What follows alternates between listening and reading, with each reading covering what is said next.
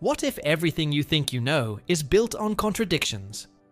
What if the most basic concepts we use to understand reality, truth, identity, time, consciousness, contain hidden flaws that make them impossible to fully grasp? We'll start with simple riddles that seem almost playful, like why a room of just 23 people probably contains 2 people with the same birthday.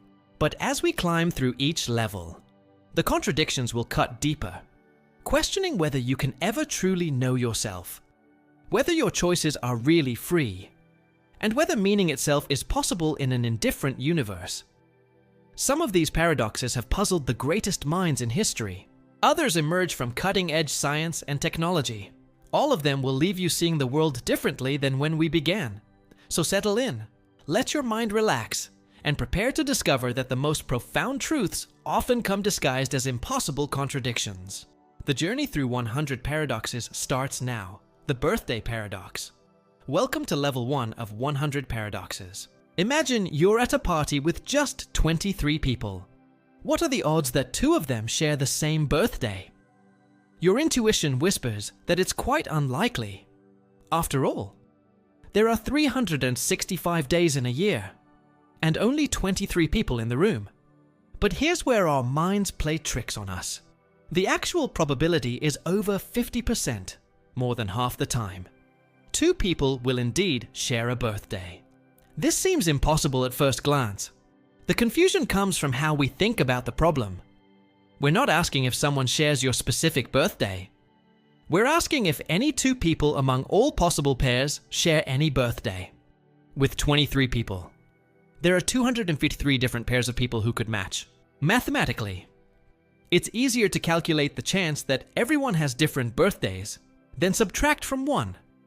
The first person can have any birthday. The second person has a 364 out of 365 chance of having a different birthday. The third person has 363 out of 365, and so on. When you multiply all these fractions together, you get roughly a 49% chance that all birthdays are different. This means there's a 51% chance that at least 2 people share a birthday. This paradox reveals how poorly our intuition handles probability when multiple comparisons are involved. Our brains are wired to think linearly, but mathematics often works exponentially. What other everyday situations might your intuition be completely wrong about? The unexpected hanging paradox. Welcome to level 2 of 100 paradoxes. A judge sentences a prisoner to be hanged at noon on one weekday during the following week. The judge adds a cruel twist. The execution will be a surprise. The prisoner won't know which day it will happen until the executioner knocks on his cell door that morning. The prisoner thinks this through logically. If he survives until Thursday evening, then Friday must be the day. But that means Friday wouldn't be a surprise. Therefore, the execution cannot happen on Friday. Following this reasoning, if Friday is eliminated, then Thursday becomes predictable by Wednesday evening. So Thursday is also impossible. By the same logic, Wednesday, Tuesday, and Monday all become impossible. The prisoner concludes he cannot be executed at all, since no day can truly be a surprise. He sleeps peacefully, convinced by his logic. Then Tuesday morning arrives. The executioner knocks. The prisoner is genuinely surprised.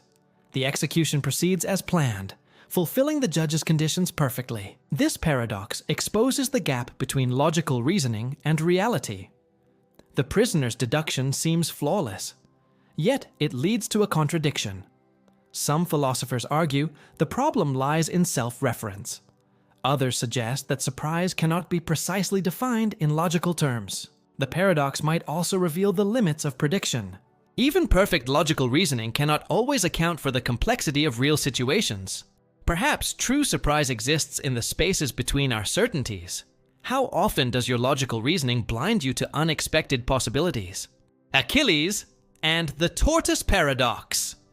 Welcome to level 3 of 100 paradoxes. The great warrior. Achilles challenges a tortoise to a race, being a good sport. Achilles gives the tortoise a head start of 100 meters. Achilles can run 10 times faster than the tortoise can crawl. The race begins. Logic suggests Achilles should easily win, but the ancient philosopher Zeno had other ideas. He argued that Achilles could never actually catch the tortoise. Here's Zeno's reasoning. To catch the tortoise, Achilles must first reach the tortoise's starting point. But by the time he gets there, the tortoise has crawled 10 meters further. Now Achilles must cover those 10 meters. But again, the tortoise has moved 1 meter ahead. This process continues infinitely. Every time Achilles reaches where the tortoise was, the tortoise has moved a little further. The gaps get smaller and smaller, but they never disappear entirely.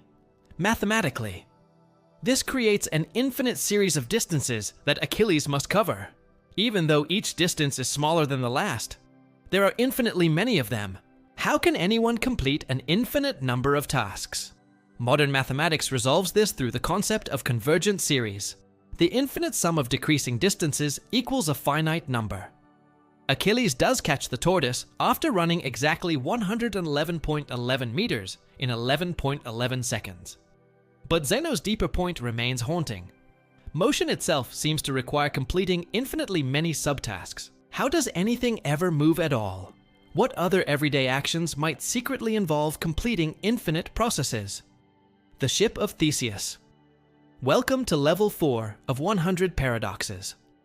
The legendary ship that carried Theseus and the youth of Athens back from Crete sits in the harbor, aging gracefully. Over the years, individual planks begin to rot and are carefully replaced with new, identical wood. After many decades, every single original plank has been replaced. The ship looks exactly the same, serves the same function, and sits in the same berth. But is it still the Ship of Theseus? Now imagine that someone collected all the original planks as they were removed. Years later, they carefully reassemble them into a ship using the exact same design and construction methods. This reconstructed vessel is made entirely of the original materials that once carried Theseus. Which ship has the stronger claim to being the true Ship of Theseus? The one with continuity of form and function?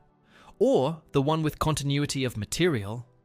This paradox strikes at the heart of identity itself. Are you the same person you were 10 years ago?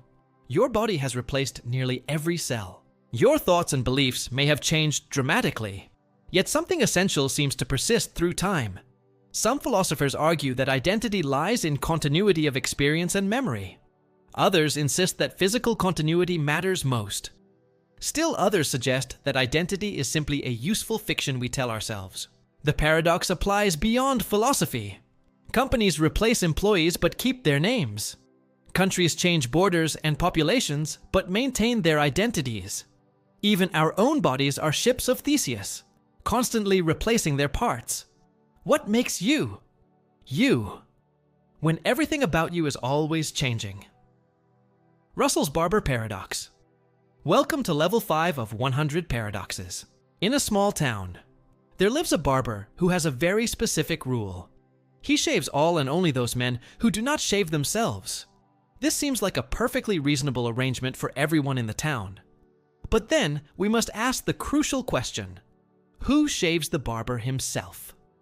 If the barber shaves himself, then he belongs to the group of men who shave themselves. But his rule states that he only shaves men who don't shave themselves. Therefore, he should not shave himself. If the barber doesn't shave himself, then he belongs to the group of men who don't shave themselves. According to his rule, he must shave all such men. Therefore, he must shave himself. Either way leads to a contradiction. The barber cannot exist under these conditions, even though the conditions seemed perfectly logical when we started. This playful paradox masks a deeper mathematical crisis discovered by Bertrand Russell. It reveals fundamental problems with how we define sets and categories. Russell found that naive set theory allows for the construction of sets that cannot logically exist. The paradox forced mathematicians to rebuild the foundations of mathematics more carefully. They learned that not every seemingly coherent definition actually defines something that can exist. Language itself often creates these impossible situations. We can string together words that seem meaningful, but actually describe logical impossibilities. How many of our everyday concepts might be hiding similar contradictions beneath their surface simplicity? The trolley problem. Welcome to level 6 of 100 paradoxes. A runaway trolley speeds down the tracks toward 5 people who cannot escape. You stand beside a lever that can divert the trolley to a side track, where it will kill 1 person instead of 5. Do you pull the lever? Most people say yes. 5 lives outweigh 1 life. The mathematics seems clear, and the action feels morally justified. Now, consider a variation. You stand on a bridge above the tracks. The trolley approaches the same 5 people. Beside you stands a large person whose body weight would stop the trolley if pushed over the bridge. His death would save 5 lives. Do you push him? Most people say no. Even though the mathematics is identical, 1 death prevents 5 deaths. Yet pushing someone feels fundamentally different from pulling a lever. This inconsistency reveals the complexity of moral reasoning. We seem to have 2 different ethical systems operating simultaneously. One focuses purely on outcomes and consequences. The other considers the nature of actions themselves. The difference might lie in the distinction between allowing harm and causing harm, or perhaps between intended deaths and merely foreseen deaths. Some argue it reflects the difference between using someone as a means versus accepting them as a side effect. Philosophers continue debating which response is correct, or whether both might be justified in their own contexts. The paradox suggests that moral intuition isn't always consistent or rational. When your gut feelings about right and wrong contradict each other, how do you decide what to do? The heap paradox, So writes, welcome to level 7 of 100 paradoxes. Before you lies a heap of sand containing exactly 1 million grains. Everyone agrees this qualifies as a heap. Now you remove a single grain of sand. Surely removing 1 grain from a million doesn't eliminate the heap. You continue removing grains, one by one. After removing 1 grain, you still have a heap. After removing 2 grains, still a heap. This logic seems bulletproof. Removing a single grain can never transform a heap into a non-heap. But following this reasoning leads to an absurd conclusion. Even after removing 999.9999 grains, leaving only 1 grain remaining, you would still have to call it a heap. 1 grain clearly cannot be a heap. Yet, at what precise point does the heap stop being a heap? After removing the 500,000th grain? The 900,000th? Any specific number seems arbitrary. This ancient paradox exposes the fundamental fuzziness of many concepts we consider solid. When exactly does a child become an adult? When does day become night? When does a democracy become a dictatorship? Language forces us to draw sharp boundaries around inherently fuzzy concepts. We need clear categories to communicate effectively, but reality often resists clear categorization. The surprise test paradox. Welcome to level 8 of 100 paradoxes. A teacher announces to her class that there will be a surprise test next week. The test will happen on one of the 5 school days, and the students will not know which day until they arrive that morning. One particularly clever student reasons as follows. The test cannot be on Friday, because if we reach Thursday afternoon without a test, then Friday becomes predictable and no longer a surprise, since Friday is impossible. The test cannot be on Thursday either. If we reach Wednesday afternoon without a test, and Friday is already ruled out, then Thursday becomes predictable. By the same logic, Wednesday becomes impossible once Tuesday afternoon passes. Tuesday becomes impossible once Monday afternoon passes. And Monday cannot work because the students would expect it from the beginning of the week. The student concludes confidently that no surprise test is possible. Then Wednesday arrives, the teacher gives the test, and the student is genuinely surprised. This paradox probes the slippery nature of knowledge and prediction. The student's reasoning seems airtight, yet reality contradicts it. The flaw might lie in assuming that logical deduction can perfectly predict surprise. Perhaps surprise cannot be completely eliminated through reasoning. Or maybe the act of reasoning about surprise changes the very conditions that make surprise possible. The paradox also raises questions about self-defeating prophecies and the limits of logical prediction in real-world situations. When has your perfectly logical reasoning been completely wrong about what would happen next? The Bootstrap Paradox. Welcome to Level 9 of 100 Paradoxes.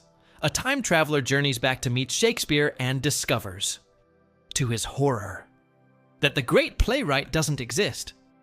History has somehow gone wrong.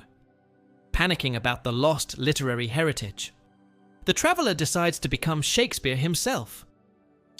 He publishes all of Shakespeare's plays and sonnets, which he knows by heart from studying them in the future. History is preserved, and he returns to his own time, where Shakespeare's works continue to be celebrated. But here's the puzzle. Who actually wrote Shakespeare's plays? The time traveler learned them from the Shakespeare of his original timeline, but that Shakespeare only existed because a time traveler became him after learning the plays from a previous Shakespeare. The chain of causation forms a perfect loop with no beginning. This bootstrap paradox challenges our understanding of causation and creativity. Information appears to exist without ever being created. The plays seem to write themselves across time, emerging from nowhere through circular causation. Similar paradoxes appear in any scenario involving backward time travel. Knowledge, objects, or even people can become their own cause and effect simultaneously. Some physicists suggest that bootstrap paradoxes prove time travel is impossible. Others propose that consistent causal loops might be not just possible, but necessary features of a universe that allows time travel. The paradox forces us to question whether everything must have an ultimate origin, or whether some things might simply exist in eternal circles of causation. What aspects of your own life might be caught in similar loops of circular causation? The Omnipotence Paradox. Welcome to Level 10 of 100 Paradoxes. Can an omnipotent being create a stone so heavy that even they cannot lift it? This simple question creates a logical trap with no clear escape. If the being can create such a stone, then there exists something they cannot do. Lift that stone. This would mean they are not truly omnipotent. If the being cannot create such a stone, then there exists something they cannot do. Create the unliftable stone. Again, this would mean they are not truly omnipotent. Either answer seems to prove that omnipotence is logically impossible. No being can have the power to do absolutely anything, because some actions contradict other actions. Theologians and philosophers have wrestled with this paradox for centuries. Some argue that omnipotence only includes logically possible actions. Creating logical contradictions isn't a real power, just as creating married bachelors isn't a real possibility. Others suggest that an omnipotent being operates beyond logic itself. Such a being might simultaneously create and not create the stone, existing in states that transcend human reasoning. A third approach claims that omnipotence is the power to actualize any consistent state of affairs, but not to make contradictions true. The paradox reveals tensions between absolute concepts and logical consistency. It asks whether ultimate power must be bounded by logic, or whether logic itself might be just another limitation to be transcended.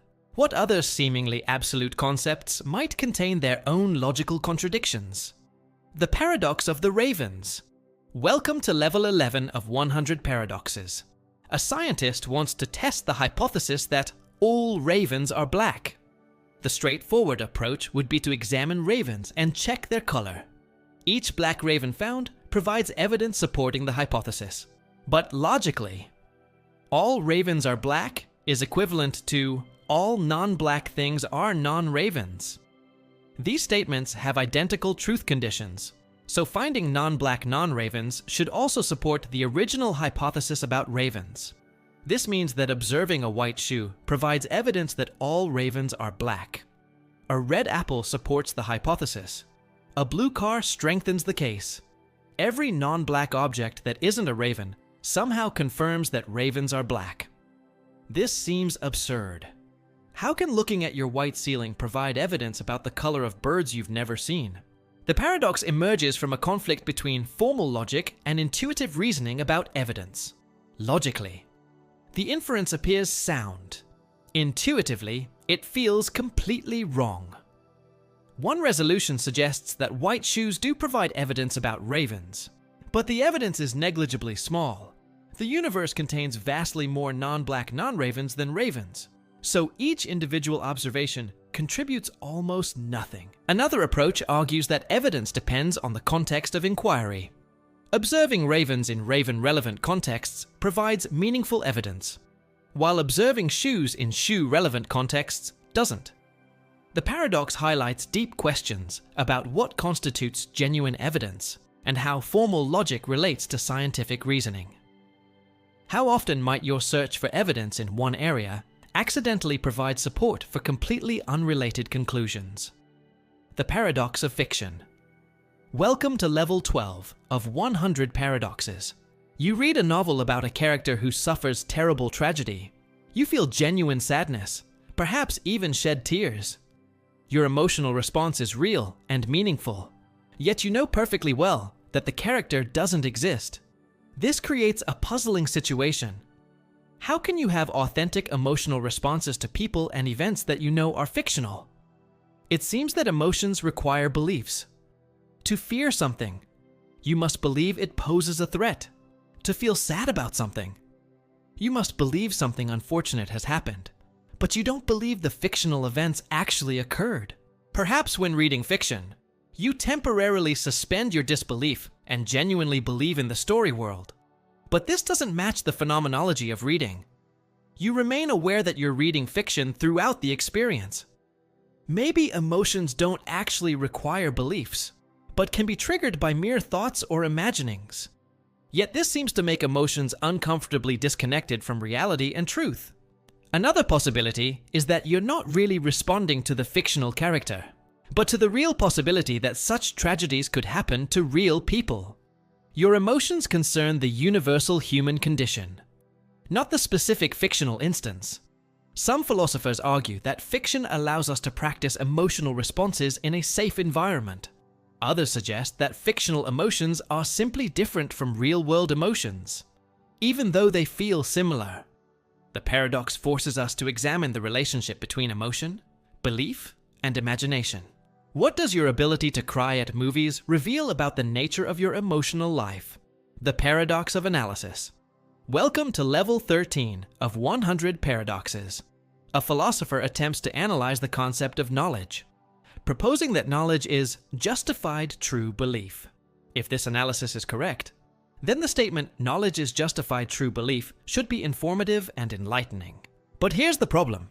If the analysis is truly correct, then knowledge and justified true belief mean exactly the same thing. In that case, saying knowledge is justified true belief becomes equivalent to saying knowledge is knowledge, or justified true belief is justified true belief. Such statements are mere tautologies that tell us nothing new. They're trivially true, but completely uninformative. How can a correct analysis provide no new information?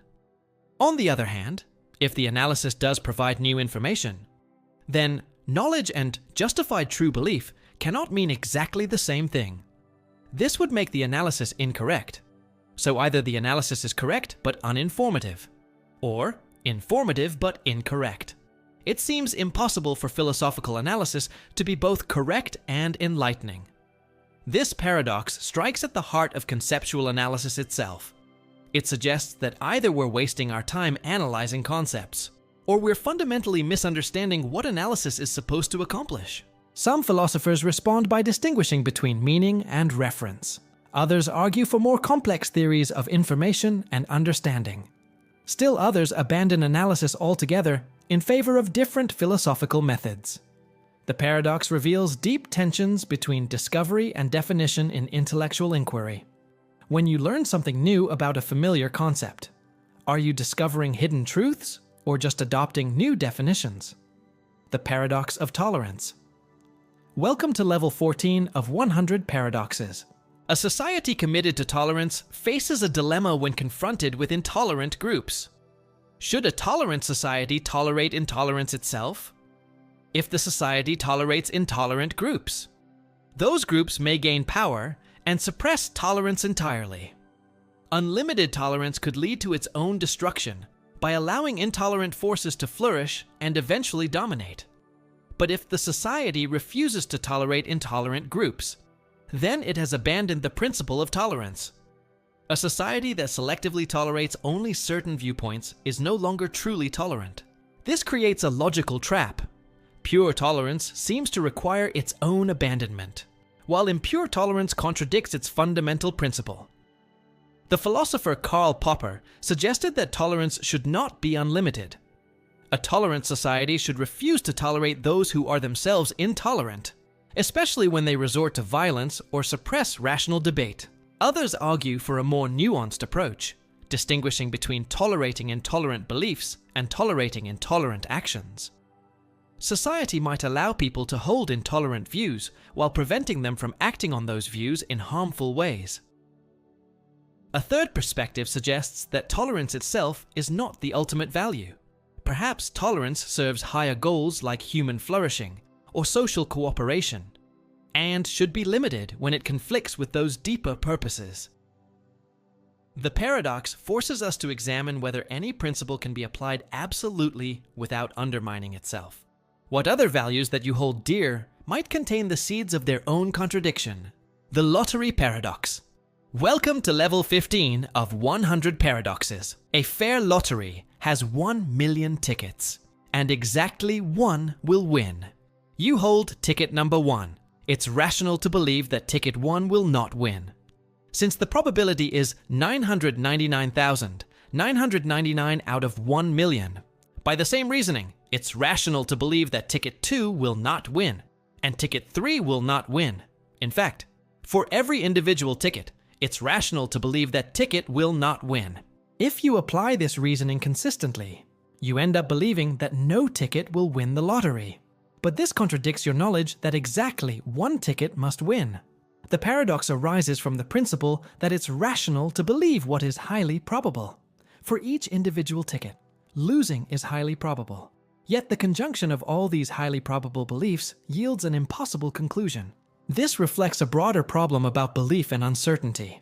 We often face situations where each individual event is unlikely, but some event in the class must occur. Should we believe each individual event won't happen? Or should we suspend judgment about all of them?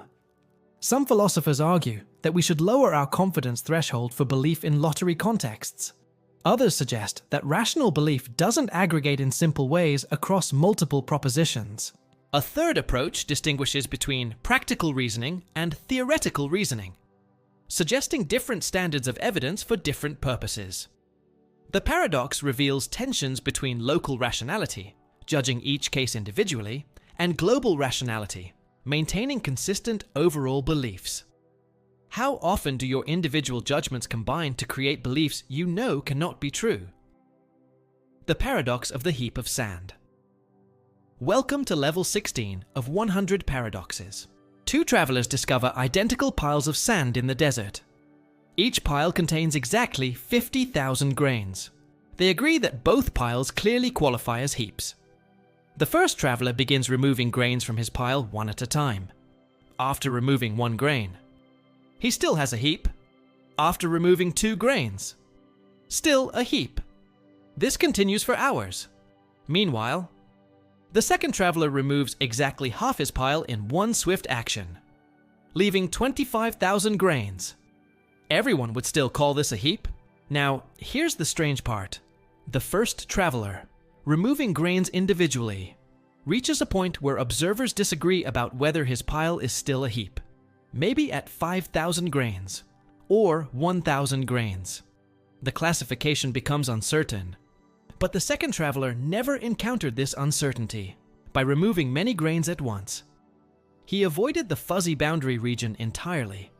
His pile transitioned clearly from definitely a heap to definitely a smaller heap. This suggests that the path of change affects our concept of identity. Gradual change creates ambiguity, while sudden change preserves clarity. The same physical transformation yields different conceptual results depending on how it occurs. Perhaps our concepts are more sensitive to the process of change than to the final state achieved. Or maybe discontinuous change allows us to avoid confronting the inherent vagueness of our categories. The paradox hints that identity and classification might depend not just on current properties, but on the history of how those properties were acquired. How might the gradual versus sudden nature of changes in your own life affect how you understand your identity? The paradox of omniscience. Welcome to level 17 of 100 paradoxes. An omniscient being knows all truths, including all truths about the future. This being knows exactly what you will choose for breakfast tomorrow, what career you'll pursue, and every decision you'll make throughout your life. But if your future is already known with certainty, how can your choices be genuinely free? True freedom seems to require that multiple futures remain possible until you actually choose. If you have genuine free will, then your future decisions are not yet determined. An omniscient being cannot know undetermined facts, because undetermined facts don't yet exist to be known. This would limit the being's omniscience. So either the being is not truly omniscient, or you do not have genuine free will. Both conclusions seem problematic for many religious and philosophical worldviews. Some philosophers argue that omniscience is compatible with free will because knowledge doesn't cause events. The being's knowledge of your choice doesn't force you to make that choice. Rather, your free choice determines what the being knows. Others distinguish between different types of knowledge. Perhaps omniscience involves knowing all possibilities and probabilities, but not necessarily which specific possibility will be actualized. A third approach suggests that omniscience operates outside of time entirely. From a timeless perspective, all moments are equally present, so knowledge of the future is really knowledge of an eternal now.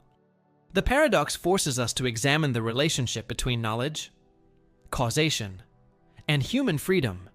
If someone could predict all your choices perfectly, would that make you feel less free?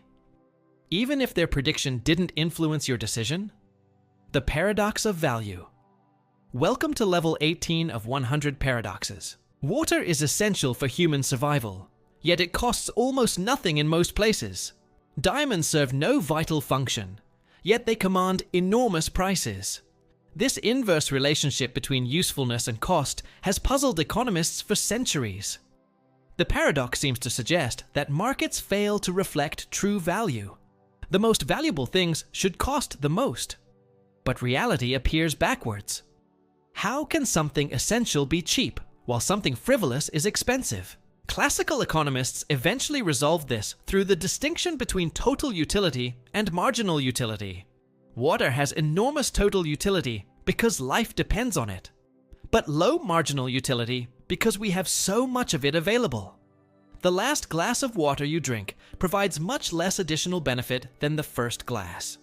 In contrast, diamonds have low total utility but high marginal utility because they're so rare that each additional diamond provides substantial marginal benefit. Prices reflect marginal utility, not total utility. This explains why abundant necessities are cheap, while rare luxuries are expensive. But the paradox reveals something deeper about how we value things. We tend to confuse importance with scarcity, and necessity with worth. Markets price things based on the specific circumstances of supply and demand, not on abstract measures of human welfare. This principle extends beyond economics.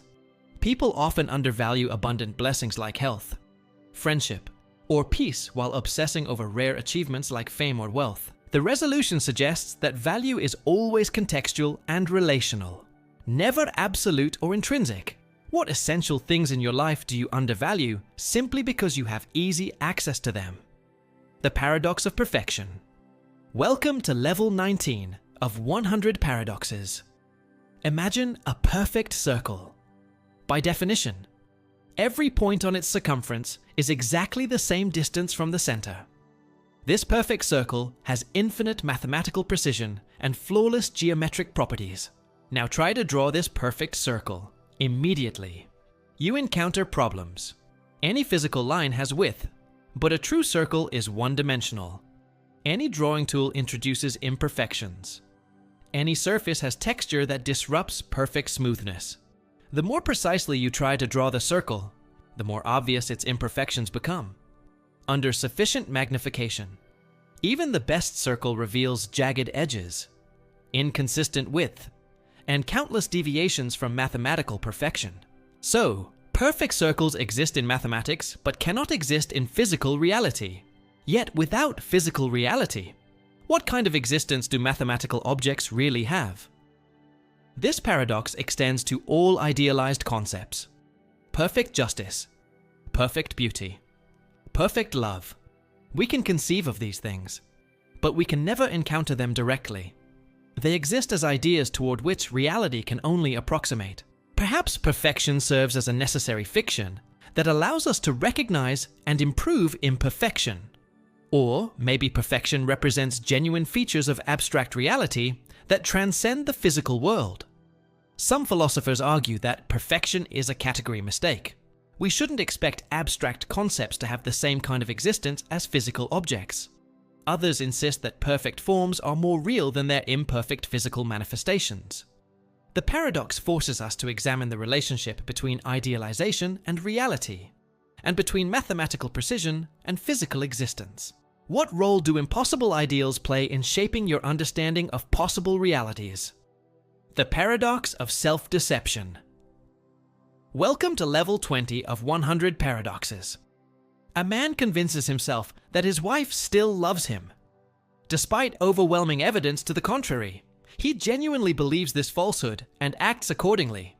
This seems like a clear case of self-deception. But self-deception creates a logical puzzle. To deceive someone, you must know the truth that you're hiding from them. Yet in self-deception, the deceiver and the deceived are the same person. If the man knows the truth about his wife's feelings, then he cannot be genuinely deceived. He would be pretending to believe while knowing better. If the man doesn't know the truth, then he cannot be deliberately deceiving himself. He would simply be mistaken or ignorant. Self-deception seems to require both knowing and not knowing the same fact simultaneously. You must know the truth in order to hide it from yourself, yet not know the truth in order to be successfully deceived. Some psychologists resolve this by proposing that self-deception involves motivated reasoning. The man doesn't consciously know he's deceiving himself, but unconscious processes selectively attend to confirming evidence while ignoring disconfirming evidence. Others argue for temporal solutions. Perhaps the man knew the truth at one point, but has now genuinely forgotten it through motivated forgetting. A third approach suggests that people can hold contradictory beliefs in different mental compartments, accessing them selectively depending on context and motivation. The paradox reveals the complexity of human consciousness and the mysterious ways in which motivation can shape belief. What truths might you be hiding from yourself without realizing it?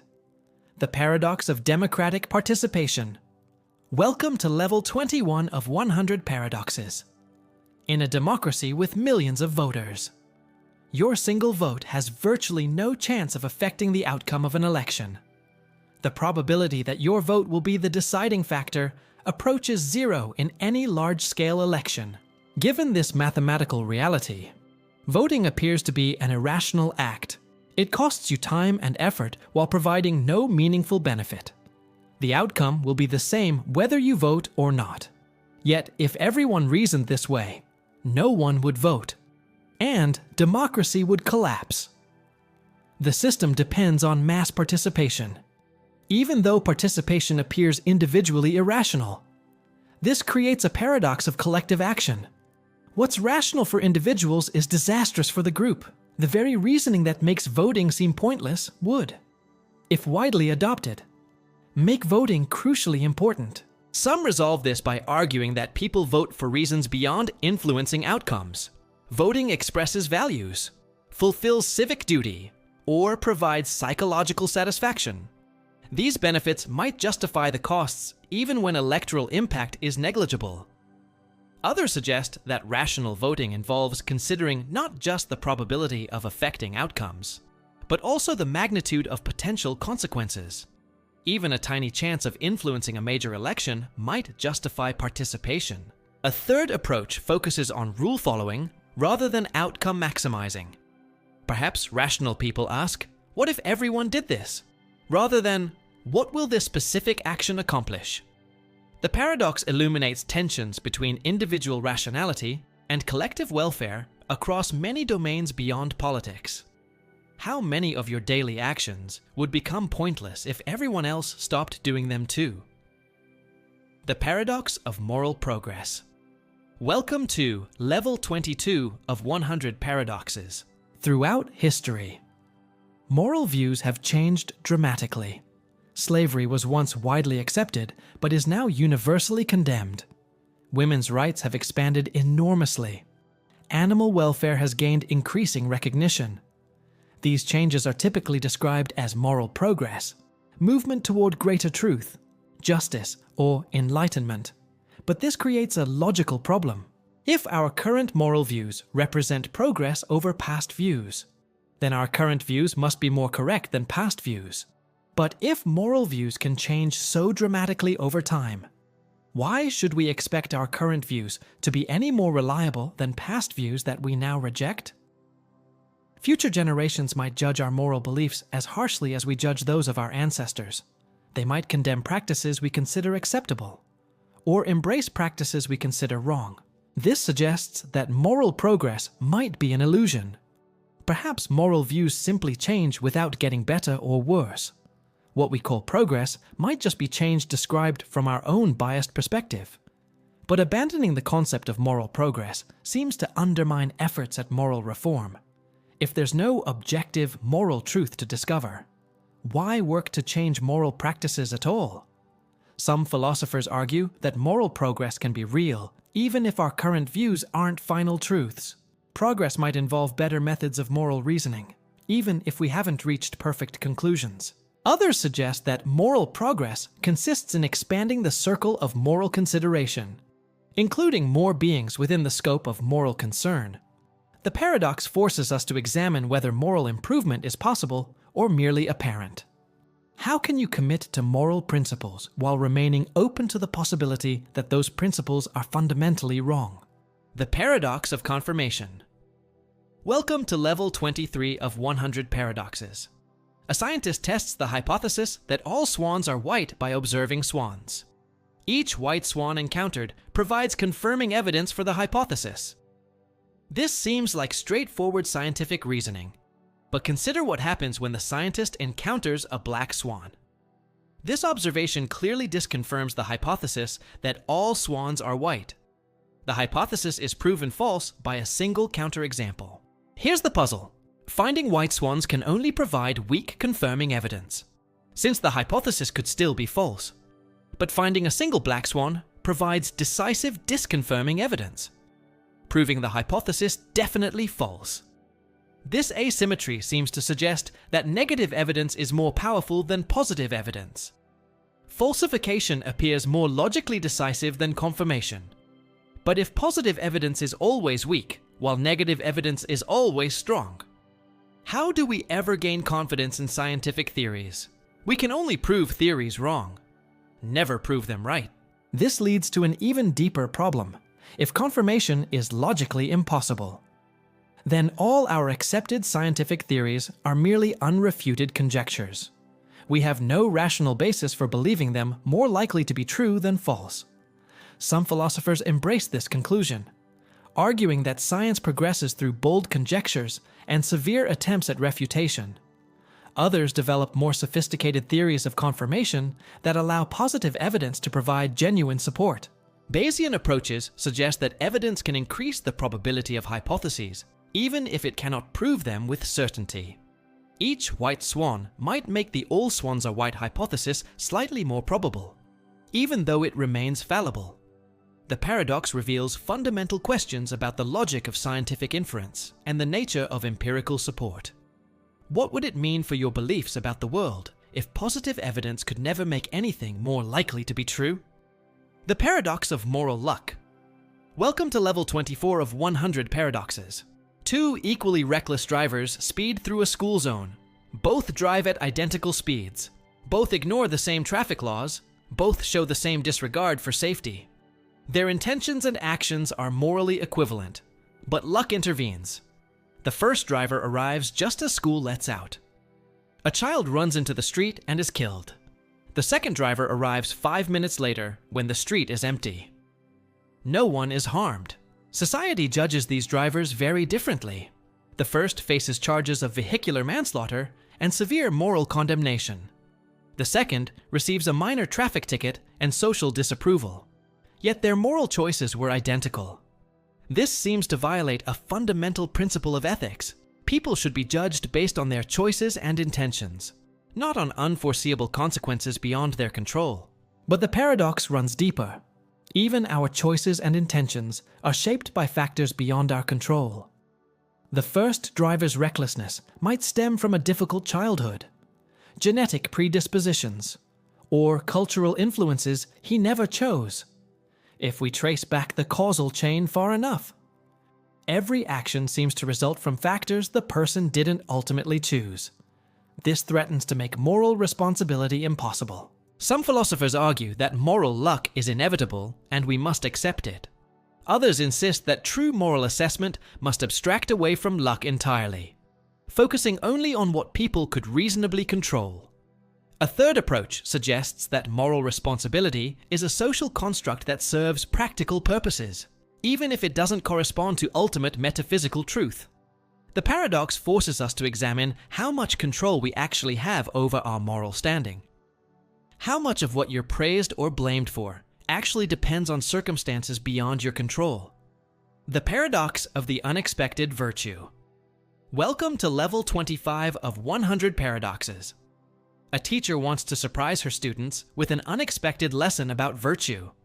She plans to demonstrate kindness, courage, or wisdom at some point during the week when the students least expect it. But the students have learned about paradoxes. They reason that the demonstration cannot happen on Friday, because if Thursday passes without incident, Friday becomes predictable and no longer unexpected. By the same logic, Thursday becomes impossible once Wednesday passes without a demonstration. The entire week becomes impossible through this backward reasoning. The students conclude that no unexpected virtue demonstration can occur. They relax their attention and stop looking for moral lessons. Then Wednesday arrives, and the teacher performs an act of extraordinary kindness toward a struggling student. The students are genuinely surprised and deeply moved by the moral example. This paradox reveals something interesting about virtue and moral education. Unlike the original surprise test paradox, this version involves moral rather than logical categories. Perhaps virtue cannot be completely predicted or controlled through logical reasoning. Authentic moral action might possess a spontaneous quality that resists systematic analysis. The paradox also suggests that being prepared to recognize virtue might be different from being prepared to expect it. The students' logical reasoning made them miss the very moral reality they were trying to anticipate. Maybe moral education requires a kind of open attention that cannot be reduced to strategic calculation or logical deduction. How might your attempts to systematically plan or predict moral behavior interfere with authentic moral responsiveness? The paradox of emotional authenticity. Welcome to level 26 of 100 paradoxes.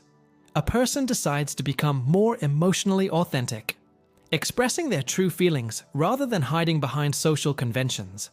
This seems like a worthy goal that should lead to greater honesty and self-knowledge. But the decision to be authentic creates an immediate problem. How can emotions be authentic if they're the result of a conscious decision to be authentic? Genuine emotions seem to arise spontaneously, not through deliberate choice. If someone chooses to express anger, is that anger still authentic? If they decide to show vulnerability, does that vulnerability remain genuine? The very act of deciding to be authentic seems to make authenticity impossible. This paradox extends to many attempts at emotional improvement. Can you choose to love more deeply? Can you decide to grieve more honestly? Can you will yourself to feel more compassionate? The harder you try to have authentic emotions, the more contrived and inauthentic they seem to become. Authentic emotion appears to require not trying to be authentic, yet complete emotional passivity seems equally problematic. If you never make any effort to examine or cultivate your emotional life, you might remain trapped in unhealthy patterns or shallow responses. Some philosophers suggest that authenticity involves accepting whatever emotions arise without trying to change them. Others argue for a more sophisticated relationship between choice and emotion that allows for genuine emotional development. Perhaps authenticity requires a delicate balance between effort and surrender, between intention and spontaneity. The paradox reveals the complex relationship between consciousness, choice, and emotional experience. How can you work on improving your emotional life without making your emotions feel artificial or manufactured? The paradox of nihilistic meaning. Welcome to level 27 of 100 paradoxes. A philosopher concludes after careful analysis that life has no inherent meaning. The universe is vast and indifferent. Human existence is brief and accidental. And all our projects ultimately end in death and oblivion. But this conclusion itself seems meaningful to the philosopher. The discovery of meaninglessness feels significant and important. The philosopher wants to share this insight, write books about it, and convince others of its truth. If life truly has no meaning, then the discovery of meaninglessness should itself be meaningless. Why does it matter that life lacks meaning, if mattering itself is impossible? The philosopher's very passion for meaninglessness seems to contradict the content of their belief. They act as if the truth about meaninglessness is profoundly important. But their own theory suggests that nothing can be important. This creates a performative contradiction. The act of arguing for meaninglessness seems to presuppose that some things matter: truth, rationality, understanding. But these presuppositions conflict with the conclusion being argued for. Some philosophers resolve this by distinguishing between objective and subjective meaning. Perhaps life lacks cosmic significance while retaining personal significance. Others argue that meaning is constructed through human activity rather than discovered in the universe. The act of seeking meaning creates meaning, even if the search reveals no pre-existing meaning. A third approach suggests that nihilism is self-refuting because it cannot be consistently believed or lived. The paradox forces us to examine whether the absence of meaning can itself be meaningful. If you truly believed that nothing matters, would that belief itself matter to you? The paradox of rational irrationality. Welcome to level 28 of 100 paradoxes. A person facing a difficult decision realizes that gathering more information would help them choose wisely. Research could clarify the options, reveal hidden costs and benefits, and reduce uncertainty. But research itself has costs. Time spent researching is time not spent on other valuable activities. Information gathering requires effort, energy, and resources that could be used elsewhere. At some point, the costs of additional research outweigh the benefits of better information. It becomes rational to stop researching and make a decision based on incomplete information. This means it can be rational to choose to remain ignorant when more knowledge is available. Sometimes the wisest course is to deliberately avoid wisdom.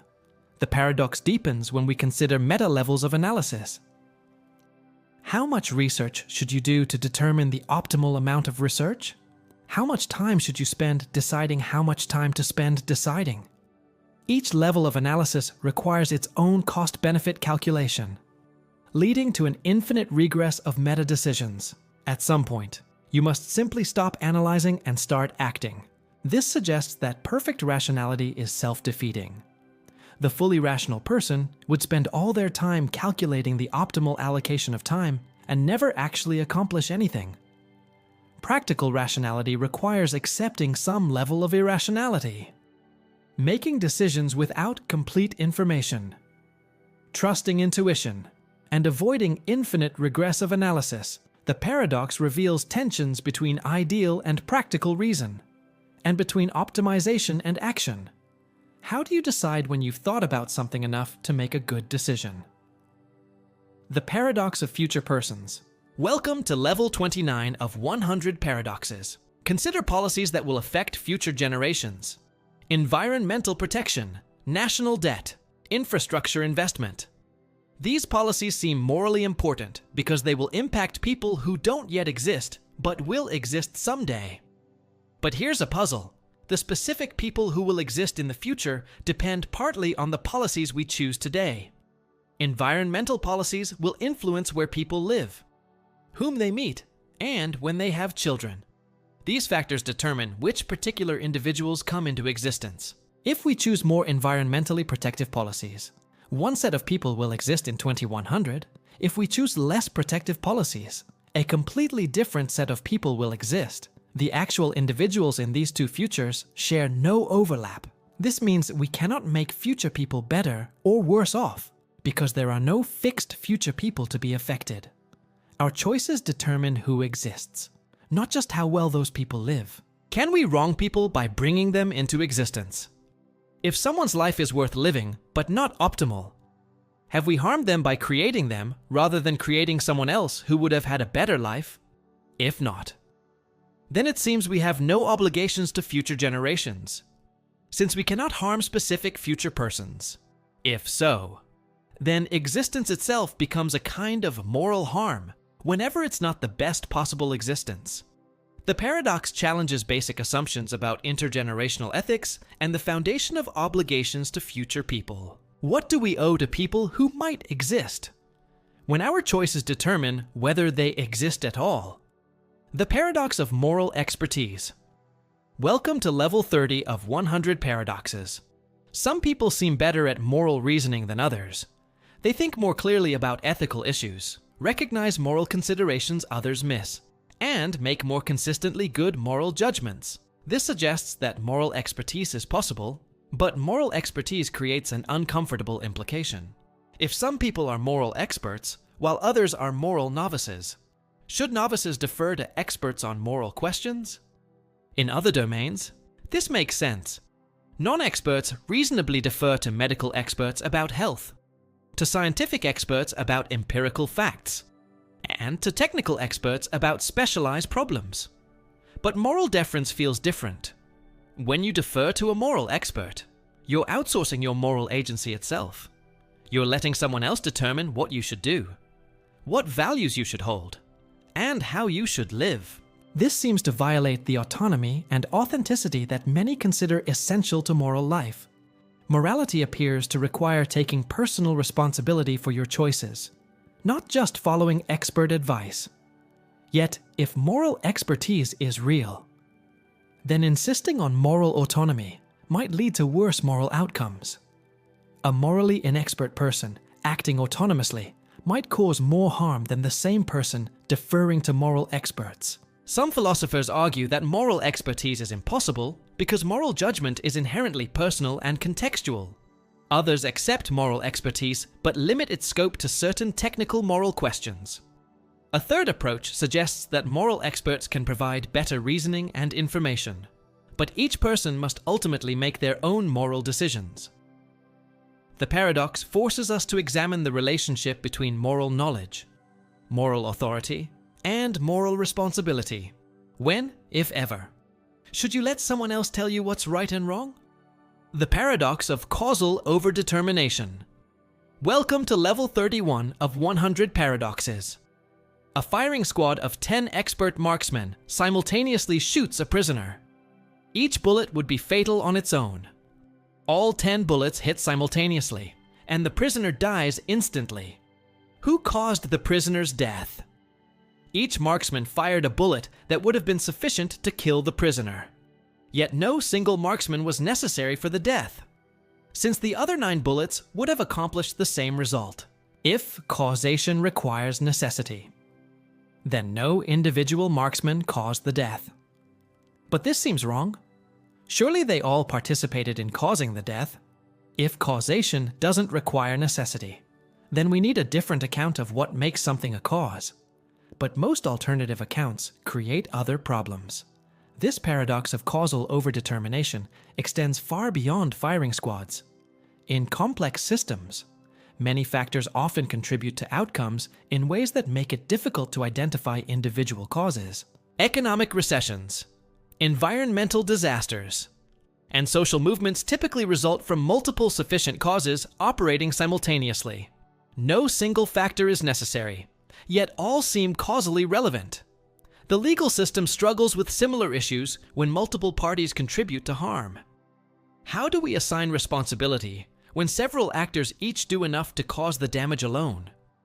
Some philosophers embrace the counterintuitive conclusion that overdetermined events have no causes at all. Others develop more complex theories of causation that can handle multiple sufficient conditions. The paradox reveals the gap between our intuitive concept of causation and the complex causal structures of real-world events. In your own life, how often do successes or failures result from multiple sufficient causes rather than single necessary ones? The paradox of diachronic identity. Welcome to level 32 of 100 paradoxes. Every 7 years, your body replaces virtually every cell. Your thoughts, beliefs, and memories change continuously. Your personality evolves. Your relationships transform. What makes you the same person over time? This question becomes urgent in cases of severe dementia. An elderly woman with Alzheimer's no longer recognizes her family, has forgotten her entire life history, and displays a completely different personality than her younger self. Is she still the same person? If so, what accounts for this persistence of identity through such radical change? If not, what happened to the original person? Did she gradually cease to exist, or disappear suddenly at some specific moment? The puzzle applies to normal aging as well. Are you the same person you were at age 5? You share no physical matter, few memories, and radically different mental capacities with your 5-year-old self. Perhaps personal identity is an illusion maintained by the continuity of memory, but memory is unreliable, selective, and constantly reconstructed. Many of your memories are probably false, and you've forgotten vastly more than you remember. Maybe identity consists in psychological continuity, gradual change in personality and outlook. But how much change is too much? How gradual is gradual enough? Some philosophers argue that personal identity is simply a pragmatic fiction we maintain for social and legal purposes. Others insist that some real metaphysical fact makes you you across time. The paradox forces us to examine what, if anything, persists through the constant flux of human existence. When you remember your childhood self, are you remembering yourself, or someone else who happened to live in your body? The paradox of altruistic punishment. Welcome to level 33 of 100 paradoxes. You witness a stranger being treated unfairly by another stranger. Neither person is related to you or likely to interact with you again. The situation doesn't affect you directly, and intervening would be costly and potentially dangerous. Yet you feel compelled to intervene anyway. You're willing to sacrifice your own resources to punish unfairness, even when you gain no personal benefit from doing so. This altruistic punishment seems irrational from a self-interest perspective, but the behavior is extremely common across cultures and appears early in child development. People consistently punish unfairness even when it costs them and helps them nothing. From an evolutionary perspective, this creates a puzzle. Natural selection should favor behaviors that increase individual fitness. Altruistic punishment seems to decrease fitness by imposing costs on the punisher while providing no compensating benefits. Some biologists propose group selection explanations. Perhaps altruistic punishment evolved because groups with punishers outcompeted groups without punishers, even though punishers did worse than non-punishers within groups. Others suggest more indirect individual benefits.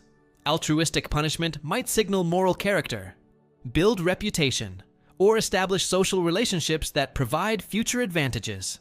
A third possibility is that our moral emotions evolved for small-scale societies where everyone interacted repeatedly. In modern anonymous settings, these emotions fire inappropriately, leading to seemingly irrational behavior. The paradox reveals tensions between individual rationality, group benefits, and moral intuition. Why do you care about fairness between strangers who will never affect your life? The paradox of epistemic circularity. Welcome to level 34 of 100 paradoxes. You want to know whether your senses provide reliable information about the world. To test this, you might look around and see if your sensory experiences are consistent, detailed, and stable over time. But this test uses your senses to evaluate your senses. You're looking with your eyes to determine whether your eyes work properly. You're listening with your ears to judge whether your ears are reliable. This seems circular. How can you use a tool to test its own reliability? If your senses are systematically deceiving you, then your sensory test of your senses would also be systematically deceived. The same circularity affects attempts to validate reasoning. To check whether logical reasoning is reliable, you would need to use logical reasoning to evaluate the arguments, but if reasoning is unreliable, then your reasoning about reasoning would also be unreliable. This suggests that our most basic cognitive capacities cannot be validated without circularity. We cannot step outside our own minds to check whether our minds are working correctly. Some philosophers embrace this circularity as inevitable and harmless. We must trust our basic cognitive capacities because we have no alternative and no coherent way to doubt them all simultaneously. Others argue that circular validation can still be meaningful if it involves complex, multi-step processes that would be unlikely to work if the underlying capacities were fundamentally unreliable. The paradox forces us to examine the foundations of knowledge and justification. If you can't use your mind to evaluate your mind, how can you ever know whether you're thinking clearly? The paradox of beneficial inequality. Welcome to level 35 of 100 paradoxes. Imagine two possible societies. In society A, everyone has exactly equal wealth, say $50,000 per person. In society B, wealth is unequal. The poorest person has $60,000. The middle class has $80,000, and the richest have $200,000. Society B is more unequal than society A, but everyone in society B is better off than anyone in society A. Even the poorest person in the unequal society has more than anyone in the equal society. This seems to show that inequality can be beneficial for everyone, including those at the bottom. But many people still feel that society A is morally preferable because it's more equal, even though it makes everyone worse off. The paradox deepens when we consider real-world policies. Some economic policies reduce inequality, but also reduce overall prosperity, making everyone poorer, but more equally poor. Other policies increase inequality, but also increase prosperity, making everyone richer, but less equally rich. If the goal is to help the worst off, the more unequal society seems better. If the goal is equality itself, the more equal society seems better. But why should equality matter if it makes the supposedly benefited group worse off? Some philosophers argue that inequality is intrinsically bad because it undermines human dignity, social cohesion, or political equality. Others maintain that only absolute welfare matters, not relative position. The paradox reveals tensions between different values: equality, prosperity, and helping those most in need. Would you prefer to live in a more equal society where you're worse off, or a less equal society where you're better off? The paradox of moral motivation. Welcome to level 36 of 100 paradoxes. You recognize that stealing is morally wrong. You understand the reasons why stealing harms others and undermines social cooperation. You sincerely believe that you shouldn't steal. But why does this moral belief motivate you to avoid stealing? Beliefs about factual matters don't automatically create motivation. Knowing that Paris is in France doesn't make you want to visit Paris. Learning that water boils at 100 degrees Celsius doesn't create any particular desire regarding water temperature. Yet, moral beliefs seem different. When you truly believe that stealing is wrong, you're typically motivated not to steal. The belief itself appears to generate motivational force. This creates a puzzle about the nature of moral judgment. If moral beliefs are purely cognitive states, like factual beliefs, then they shouldn't automatically motivate action. Motivation seems to require desire or emotion, not just belief. But if moral beliefs are really emotional states or desires, then they seem less like genuine beliefs and more like preferences. This threatens the objectivity of moral truth and the rationality of moral argument. Some philosophers argue for a hybrid view where moral judgments necessarily involve both cognitive and motivational elements. Others maintain that moral beliefs are purely cognitive, but typically accompanied by motivational states. A third approach suggests that moral beliefs are a special kind of cognitive state that intrinsically involves motivation. Unlike ordinary factual beliefs, the paradox forces us to examine the relationship between moral knowledge and moral action.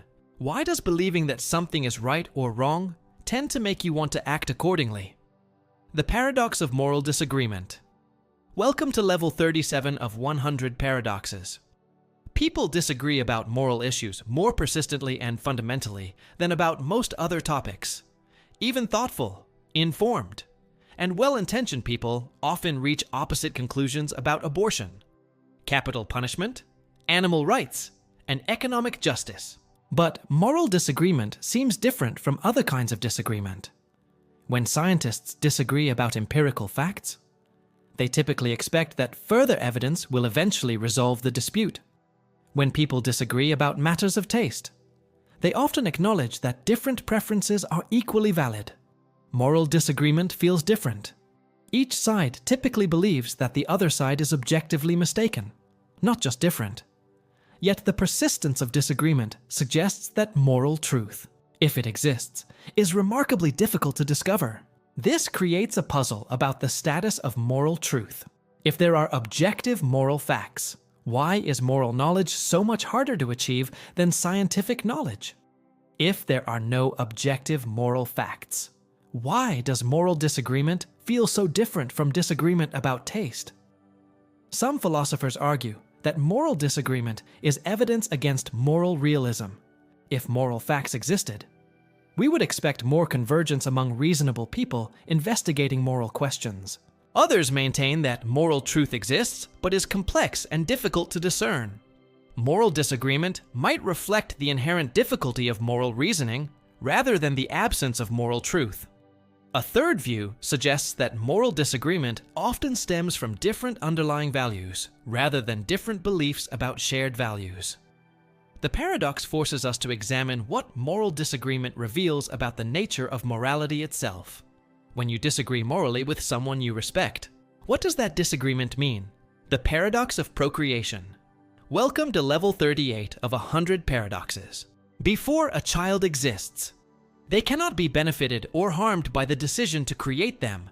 Once they exist, they can experience goods and bads, but the transition from non-existence to existence seems to involve no one who could be helped or hurt by it. This creates puzzles about the ethics of procreation. Can bringing someone into existence be a gift to them? It seems strange to benefit someone by causing them to exist, since there was no one there to be benefited before you acted. Can creating someone be harmful to them? If life involves significant suffering, did parents harm their children by bringing them into a painful world? But again, there was no one there to be harmed before the children existed. The paradox deepens when we consider the alternative. Not bringing someone into existence means they never experience any goods, no joy, love, beauty, or accomplishment. Yet they also never experience any bads, no pain, sorrow, frustration, or death. Is it worse to create someone who will experience both goods and bads, or to refrain from creating someone who will experience neither? The non-existent person cannot prefer existence to non-existence, or vice versa. Some philosophers argue that existence is generally good, and procreation is therefore generally beneficial, even if the benefit is mysterious. Others maintain that existence is generally bad because it inevitably involves suffering. A third approach suggests that these questions are meaningless because they involve comparing existence to non-existence for the same person. The paradox forces us to examine the value of existence itself and our obligations regarding future people. What would have to be true about life for you to think it would be better never to have existed? The paradox of moral responsibility under determinism. Welcome to level 39 of 100 paradoxes. If determinism is true, then every human action is the inevitable result of prior causes stretching back to the beginning of the universe. Your decision to read this sentence was determined by the state of the universe billions of years ago, long before you were born. This seems to eliminate moral responsibility. How can you be praised or blamed for actions that were inevitable, given factors completely beyond your control? If determinism is true, then murderers couldn't have done otherwise, and saints couldn't have done otherwise either. But determinism might also be necessary for moral responsibility if your actions weren't determined by your beliefs, values, and character. Then they would be random events for which you bear no responsibility. You can only be responsible for actions that flow from who you are as a person. This creates a dilemma. Determinism seems to undermine responsibility by making our actions inevitable. But indeterminism also seems to undermine responsibility by making our actions random. Some philosophers argue for compatibilism, the view that determinism and moral responsibility can coexist. Perhaps freedom doesn't require the ability to do otherwise, but only the ability to act according to your own motivations. Others maintain that genuine moral responsibility requires libertarian free will, the power to make choices that aren't fully determined by prior causes. A third approach suggests that moral responsibility is a social construct that serves important functions regardless of its ultimate metaphysical foundation. The paradox forces us to examine the foundations of moral evaluation and personal accountability. If your actions are either determined by forces beyond your control or random events within your control, how can you be truly responsible for anything? The paradox of the ideal observer. Welcome to level 40 of 100 paradoxes. To make objective moral judgments, we might need to abstract away from our particular perspectives, interests, and biases. The ideal moral judge would be perfectly impartial, fully informed, and completely rational. But such an ideal observer would be very different from actual human beings. They would lack the emotions, attachments, and personal experiences that seem central to moral understanding. Can someone who has never felt fear understand the moral significance of courage? Can someone who has never loved understand ethics involving personal relationships? This suggests that perfect impartiality might undermine rather than enhance moral judgment. The ideal observer might be too abstract and disconnected to understand what morality is really about.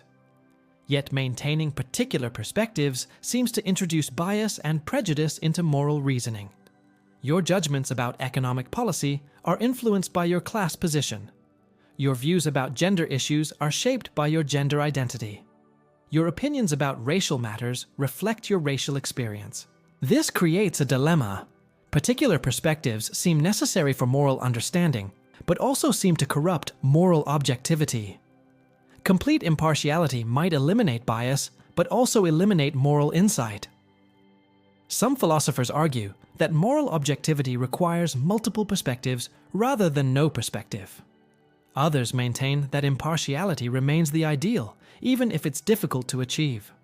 A third approach suggests that different moral questions require different degrees of partiality and impartiality.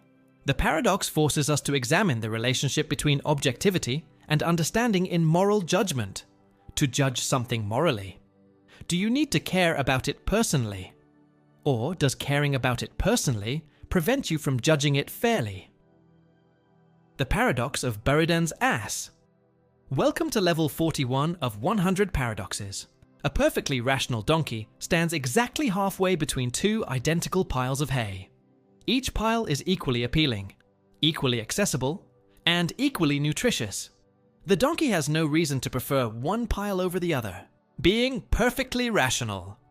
The donkey can only choose based on reasons. But since there are no reasons to favor either pile, the donkey cannot choose at all. It starves to death despite being surrounded by food. This seems absurd. Surely a rational agent should be able to break ties arbitrarily when faced with equally good options. Choosing randomly is better than not choosing at all, when any choice is better than no choice. But random choice seems irrational precisely because it's not based on reasons. How can a rational agent do something for no reason?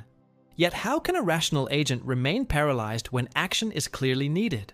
The paradox applies beyond hungry donkeys. People often face decisions where the options are roughly equivalent. Which restaurant to visit, which route to take home, which book to read next.